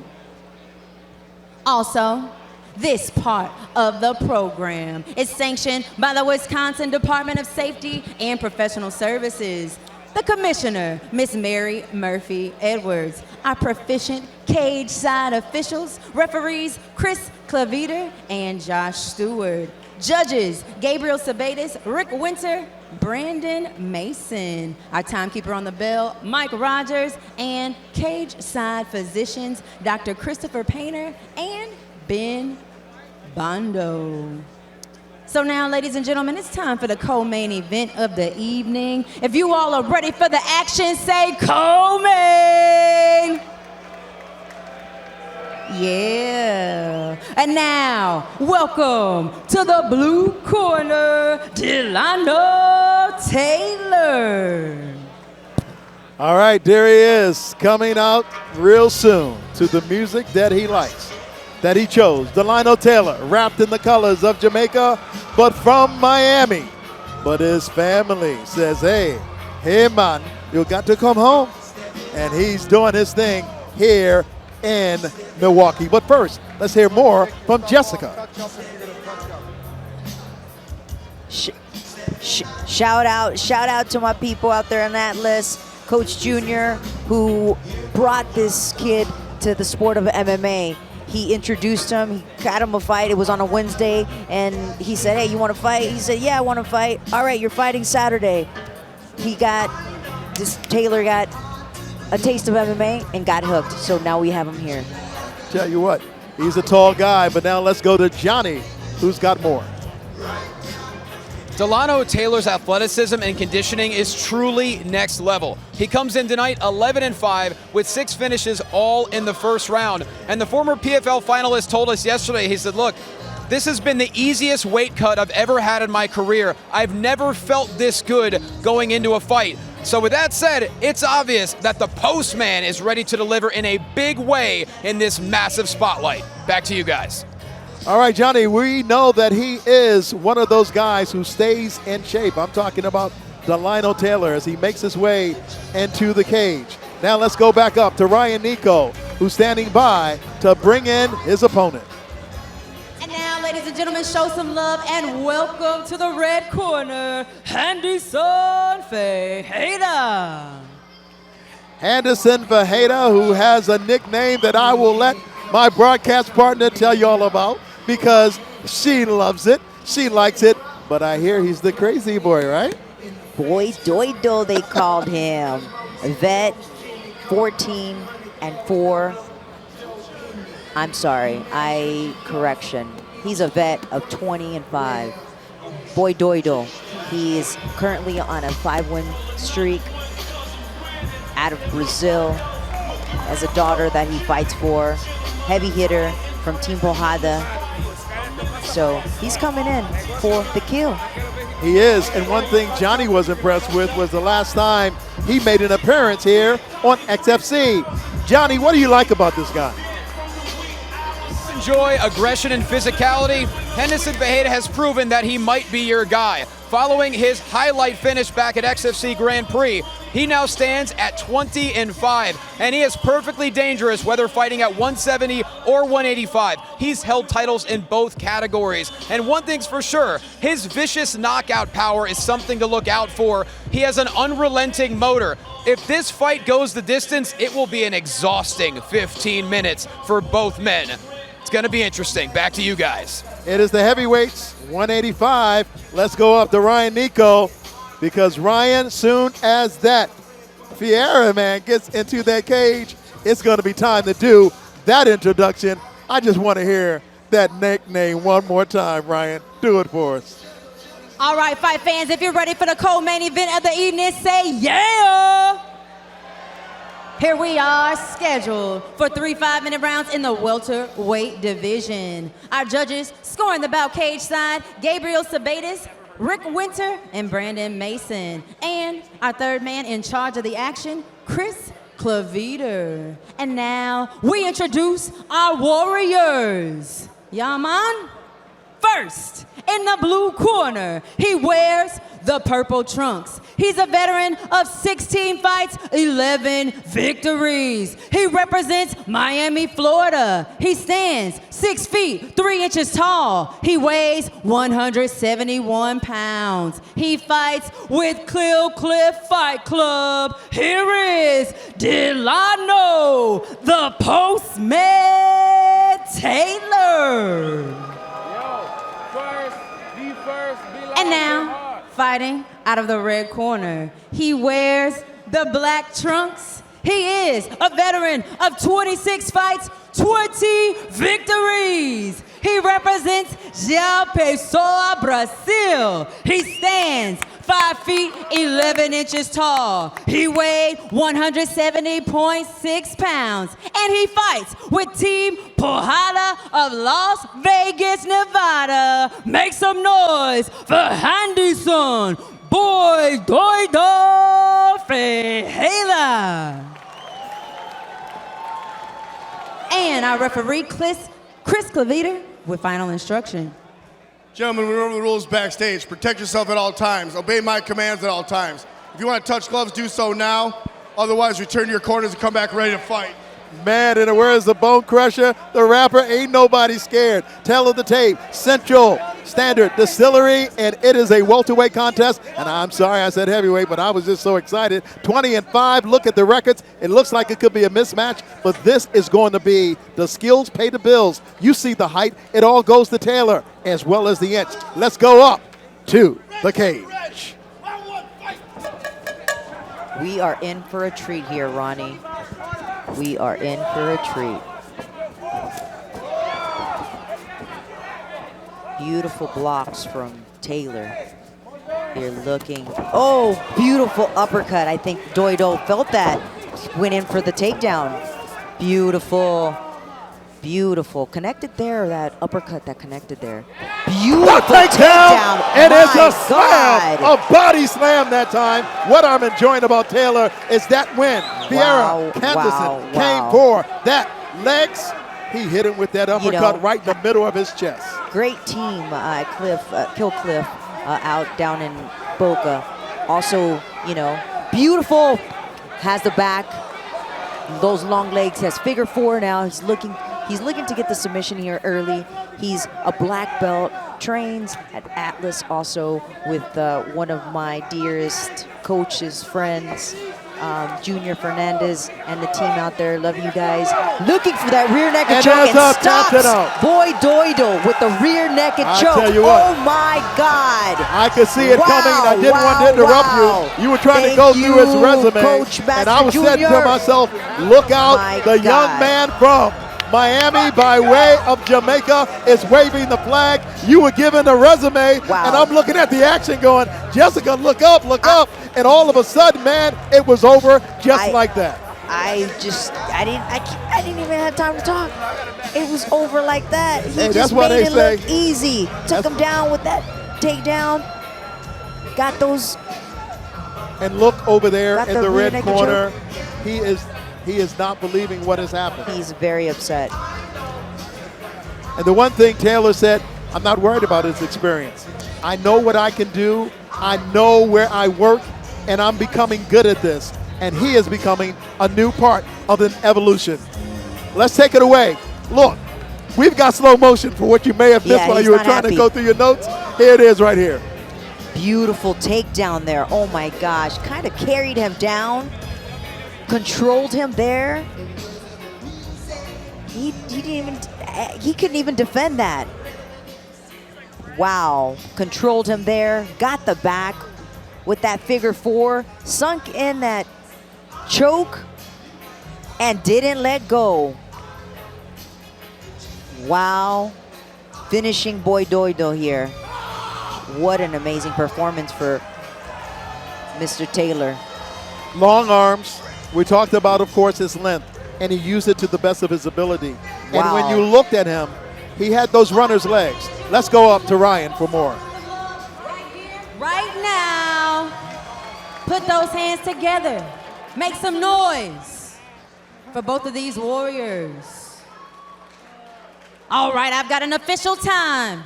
1 minute, 5 seconds in round number 1. Your victor is by rear naked choke. He is Delano, the Postman Taylor. Well, the Postman delivered. Let's go up to Johnny LaQuaso, who is sitting with the Postman. And Johnny, the Postman was still delivering mail this late at night. Taylor, let's hear it for him first off. My goodness, the Postman, you just delivered faster than Amazon Prime. How does that feel? I've been in my vocab bag lately, so I'm going to say that felt tremendous. There's a lot of adjectives that can describe what you just did. Now, as far as strategy, did you think you'd be able to get Fajeda down so quickly in the first round? Yeah, pretty much, yeah. As far as grappling, you felt you were superior, and that was game plan executed. No, my game plan was to put hands on him until he crumbled, but I guess the takedown came first. Certainly did. Congratulations on that. You now have 7 first-round finishes. As far as next in your career, what's the plan? I mean, you could fight tomorrow if you wanted to. Yeah, I am pretty clean right now. I could fight tomorrow, you're right. Man, my goal is UFC 2024. That's what I'm trying to go for next. That's what I want. I want my shot. I'm calling it out now. Sign your boy. Well, you certainly put a stamp on a massive victory tonight. Congratulations to Delano Taylor, moving to 12-5 tonight for XFC 51 Evolution. Tell you what, he's a young man who has every right and reason to wave that flag in the air and wave it like you just don't care. And somebody is going to make sure. And before we go to that final highlight, we've got to go because our boss is telling us up to the cage because Johnny has another interview to do with a special person who wants to throw it down just like that. We are very lucky to be joined by so many incredible guests tonight. I have another legend with me. 50-fight veteran, 18 knockouts, over 30 in UFC, and now he's brought his heavy hands to BKFC. Make it loud for Jeremy Stephens! First off, honored to have you here. What brings you to XFC? Milwaukee, baby, and all the fans. You guys are nuts. I love you. Thank you. I fought here against Jose Aldo. Hey, what's up, Milwaukee? Now, you turned professional in 2007. What does it feel like to watch the evolution of this sport to where XFC is putting on events like this? Man, this is crazy. It reminds me of how I grew up, young, hungry, lots of fans, lots of support, lots of love out in the crowd, and just everybody just getting after it, man, showing balls, heart, and bleeding out here, man. You got to do it. If you want to make it to the top, you got to shed that blood. You got to show heart. You got to give it everything you got. And these guys are putting on a hell of a performance. XFC is where it's at. No doubt about that. Now, what's great about you is you are giving back to the sport. You're trying to, much like Henry Cejudo, you're trying to get the next generation involved in mixed martial arts. How does that feel for you to do that?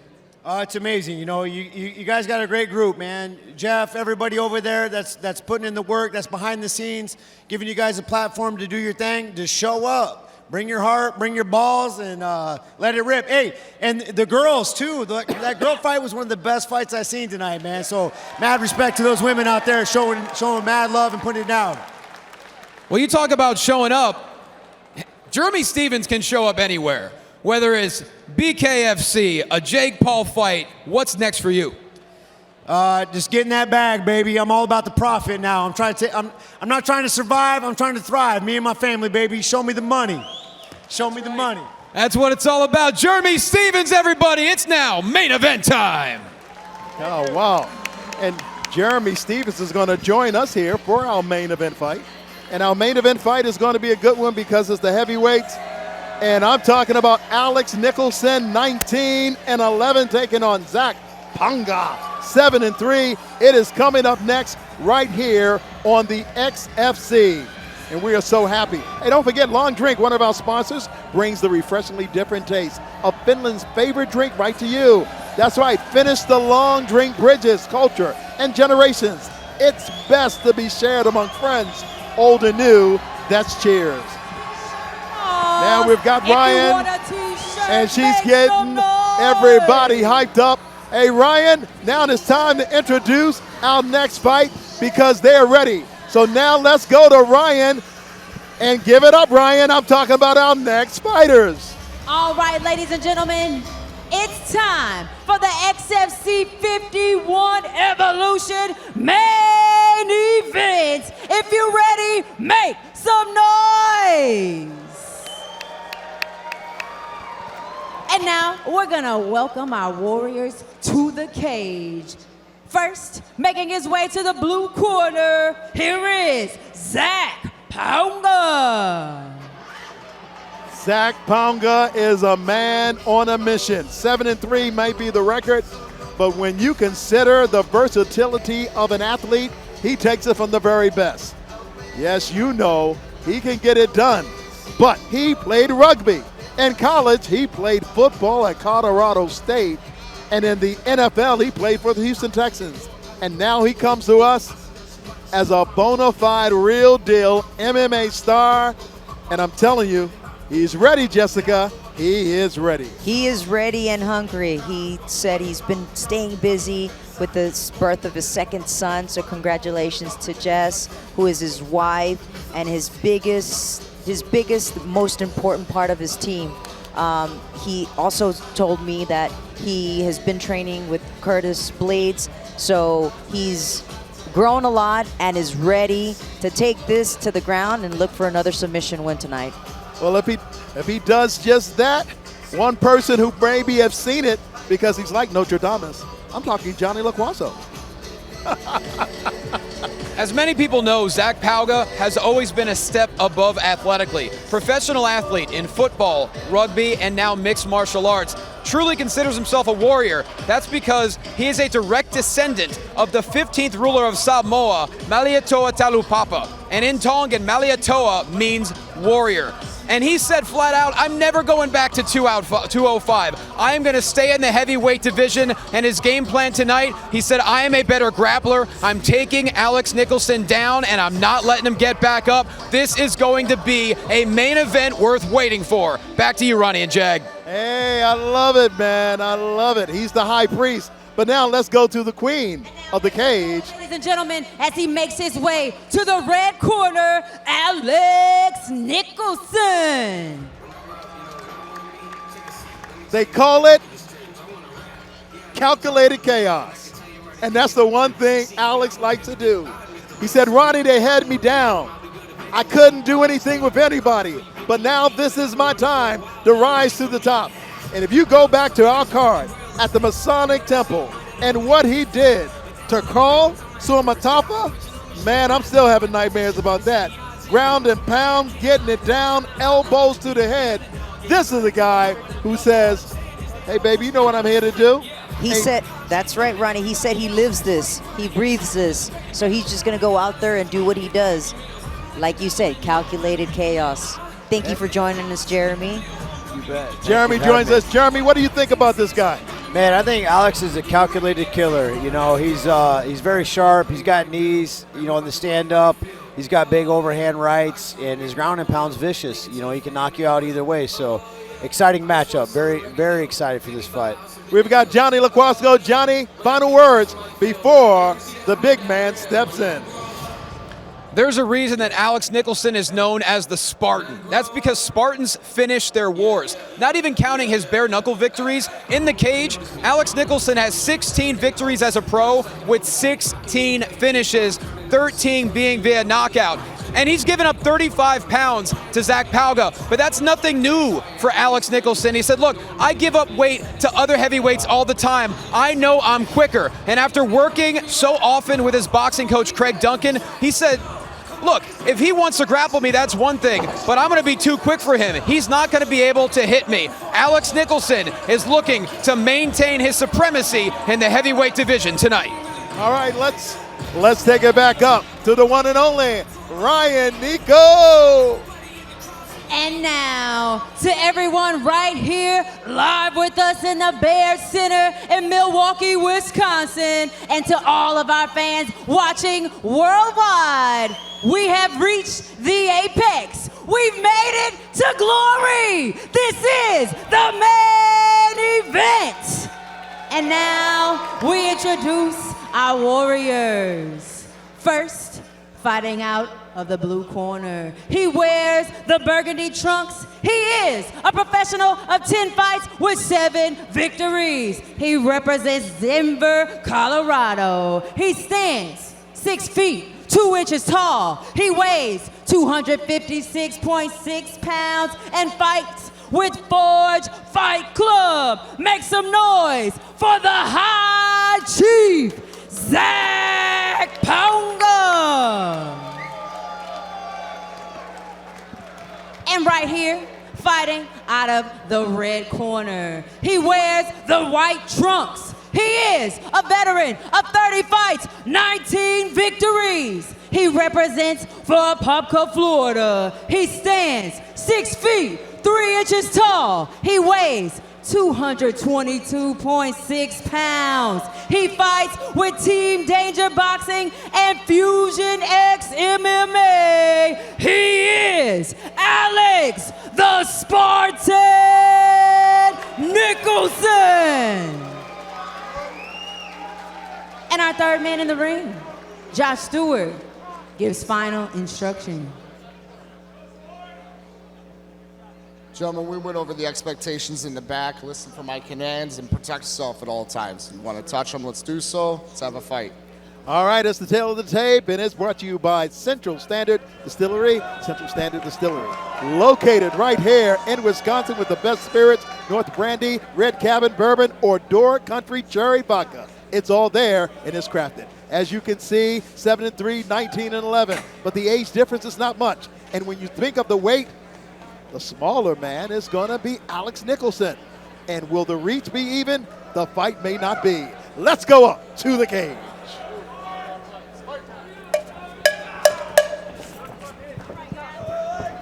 We can't blink on this one. One punch can end the fight. Oh, and what a knockdown that time. But look at takedown. Wants to make sure he can go ahead. And this is the one thing that Alex wants to do. Is to make sure. That's exactly what Pauga said he was going to do. That double leg takedown. Grind Alex and look for that submission early in the first round. This is exactly what he wanted to do. And that's the one thing that Alex knew was going to happen, because he says my wall game is really good. And we're going to see how good that wall game is as he's up against the cage. He's looking to let Alex get up and trip him. Great control there. It'd be good for Alex to get up right away. He rocked him real early. It'd be good for him to just express some urgency, get up, and get back to business. The longer he waits here, Zach's going to have some more leverage. I agree, Jeremy. Zach's a beast. Now he's He's a tank. recovering. I mean, yep, nice. there we go. He's back up, looking to Bumble to have those both underhooks there nicely. Here we go. So hard kicks. looking for that takedown again. Yes, Zach actually wants this to go to the ground. Alex, you can tell he wants to keep it up. He's landing some hard leg kicks here early. Good control. Oh, nice takedown. Beautiful, right into the mount position. Tight mount position here, Jeremy, with that good head pressure here. Yep. Good head positioning, flattening Alex out. You know, when you're flat on the back here, it's pretty difficult, you know. Yep, Zach's just taking his time right now. He's slowing things down. He's nice and tight. He's in the full mount. He's obviously in good control right here. Let's see what he can capitalize on once he gets free here of his arms. Yeah, Alex is holding on for dear life.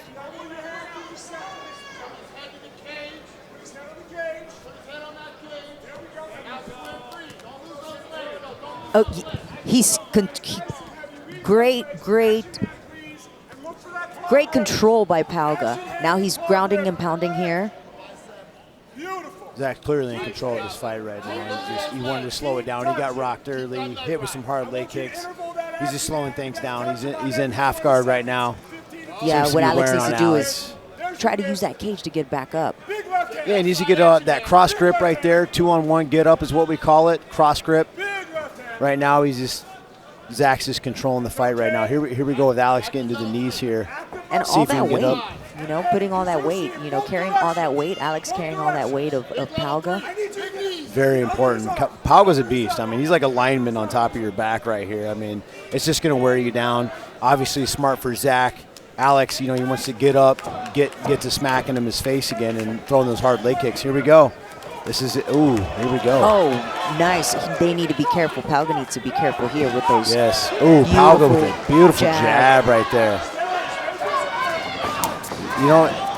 Alex looking a little tired, fatigued from that grappling. This grappling exchange, yes. Another double Palga leg taking him takedown. down. This is very good for Zach right here.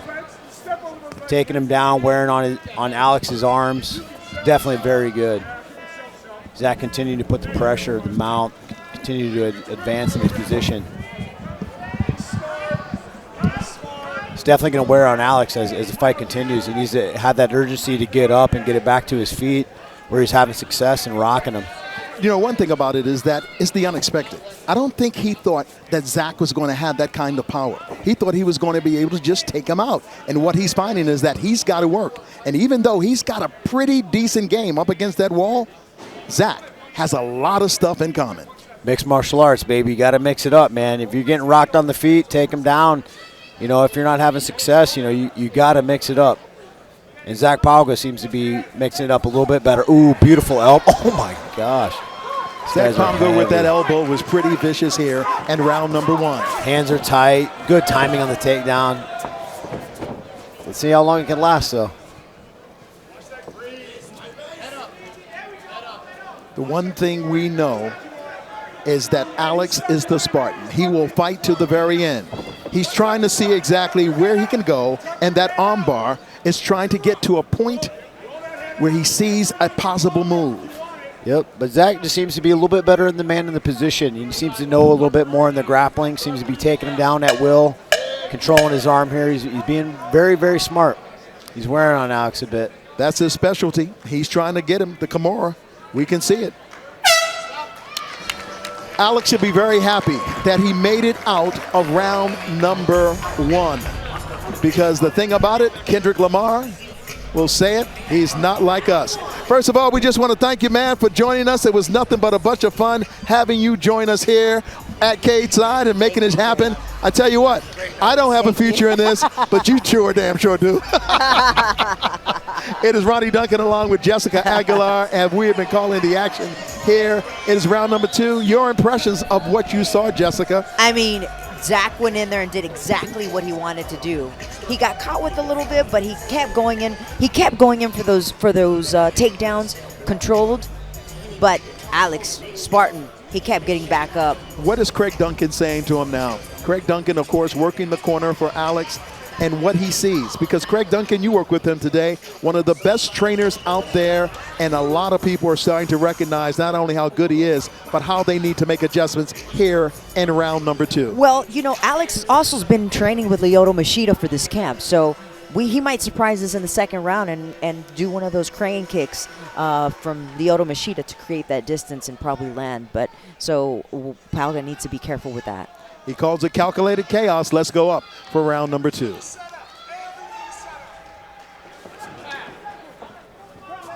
Yeah, Palga's staying low, keeping his hands up. Oh, that overhand right connected. I think Spartan felt that. Big punchers can give it, but can they take it? And that is the question here in round number 2. But a straight right hand that time by Nicholson on Palga. And Zach said he, grew a lot through this camp. He was helping Curtis Blades, one of the best heavyweights in the world. He grew a lot. But Alex is hungry. He says he lives this. He lives for this. He ran right into a right hand and a left that almost had Pounga standing up. Look, now Pounga taking these punches. And the one thing about the stand-up game in the uppercut, and the left, and an uppercut, but he's trying to take the leg. I'm telling you, Pounga knows what he can do is that Pounga is trying to win the game on the ground. But those elbows! And once again, the pound and pound of the man that they call the one and only Spartan! Alex Nicholson gets it done. The thing you don't want to do is trade with a big man who wants to trade with you. It is true.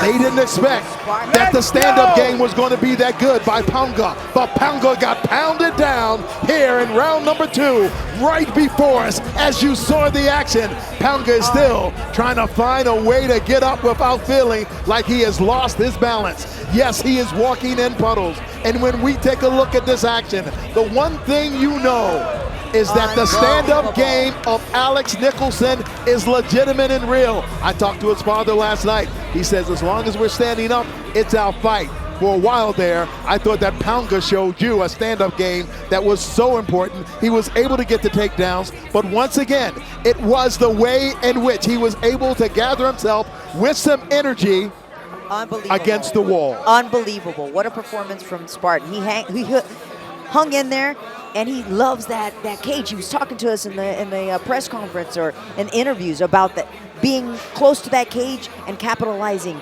using his striking. It was sort of funny, Jessica, when he was right here, I could see his eyes and they were very clear.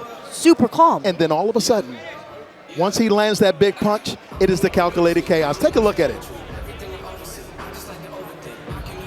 Wow, those punches, and he just finished them. Yeah, but that back caught him fist with was, an elbow there. Yeah, it was, but that back fist was so daggone devastating. And look at him just pounding because that's what he knows. The savage beatdown, the calculated chaos. He is the Spartan Alex Nicholson. Did you see that backhand? Yes, that was an elbow to a backhand. Vicious, vicious, vicious. Just follow through with the big punches one by one. And take a look at this one. You're going to love it coming up because it is a good one. The doctors are sitting there, and they've got the hug. But you know what? They knew what they were in for. They knew what they signed up for. Whoever can take who's ever shot is going to win this fight. I mean, what a night. What a night, Ronnie. Let's go up to our cage announcer, Ryan Nico. Calls the bout to a halt at an official time of 1 minute 16 seconds in round number 2. Your victor by TKO, Alex the Spartan Nicholson. There it is, Alex Nicholson, the Spartan. He comes through. They said it was calculated chaos, but this time he had to go ahead and fight through the fire because Zach Pounga put it on him too. Let's go up to Johnny LaQuaso, who's sitting around, and he's waiting to talk to the man of the hour. Before I get a word with the winner, let's hear it one more time for both of these tremendous heavyweights.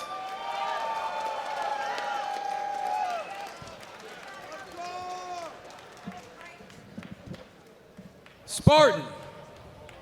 Well, it's nice seeing you again. Another finish against an opponent much larger than you. You withstood the grappling attack by Pounga throughout the entire first round. How difficult was that on your endurance? Wow, I mean, NFL football player, world-class athlete, an amazing performance by him. I was getting a little tired, but you know, this is what I do. God is good, all glory to Jesus. If it wasn't for him, I swear, I wouldn't be breathing. And I'm no angel, but with him in my heart, I'm far from the devil. Okay, sounds good. So we fire off faith, not hope. If you got hope in this world, you got nothing. That's like wishing on luck. Find yourself some faith and get to it. Odin, little boy, thank you for the training rounds, the tag in the park. All that speed tag helped your daddy come out here and win again. They told me this was for a title. I don't know where the fuck my belt is, but God bless Wisconsin. Brett Favre, Ray Allen, we out here. Cheeseheads. Ow, ow, ow. Thank Johnny, my mama, and Jesus. Hold on, we're not done yet. So, You said yesterday at weigh-ins that you knew you were the quicker of the two fighters, and he wouldn't be able to hit you if you implemented your game plan. Now, flat out first round, he was in control. How did you implement what you wanted to do in that second round? Well, he did hit my ass, and I had to adjust. But we train hard, we fight easy, you know. Thumb down, man down. Shout out my coach, Craig Duncan. We prepare for difficult situations, so when they arise, we can handle them. Just like I tell my son, you better study and do your homework if you're gonna pass that test. So it's, you know, practice what you preach. I'm here. These guys, Zach might be one of the best in the United States. I'm one of the best in the world. I do what's hard things to make them look easy. And that's what life's about. Be the change you want to see and make it happen. Always. Another main event, another finish for the Spartan, Alex Nicholson. Thank you, XFC. Thank you, all the fans, my family, my friends, and even the haters, man. We out here. God bless. All right, well, the haters are now the congratulators because there it is, the Spartan. And you got to give credit to Craig Duncan because they made changes in between the round. And he said, basically, just be yourself. And you know what? Now. All right, now let's take a look at some of the highlights there. And once again, you can continue talking there, Jessica. Go ahead. Overhand right, connected there. But the Spartan's so comfortable against that cage. He said he's so comfortable. It helps him create that distance. But he knew it was going to be a situation in which when he was grabbing at his leg, and look at that uppercut. That was so devastating along with the punches and combinations. And how many people do you know can stand up to 4 big punches from a big heavyweight? That elbow, hand, fist. I mean, vicious, vicious, vicious ground and pound to finish the fight. And the ref had to step into that. Oh, the ref had to step in because there was too much of the pounding, and we've seen the story and how it ends. He is the one, the only, the Spartan, and he knows how to get it done. Hey, look, it's been a great night of professional MMA. The XFC is brought to you by Ticker. Own stock, get perks with Ticker. Enjoy the benefits of the stock ownership from anywhere. Visit Ticker to claim your shareholders perk.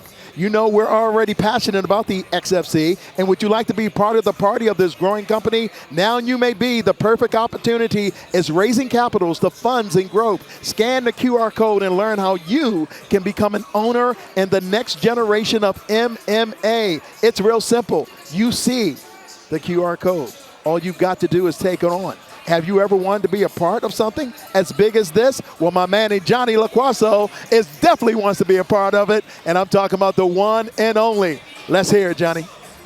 Time for one more big moment. After a night of standout performances, it is now time to announce our performance of the night chosen by the board of XFC. After 15 grueling minutes of blood, sweat, tears, and triumph, your performance of the night, the boss, Kenny Cross.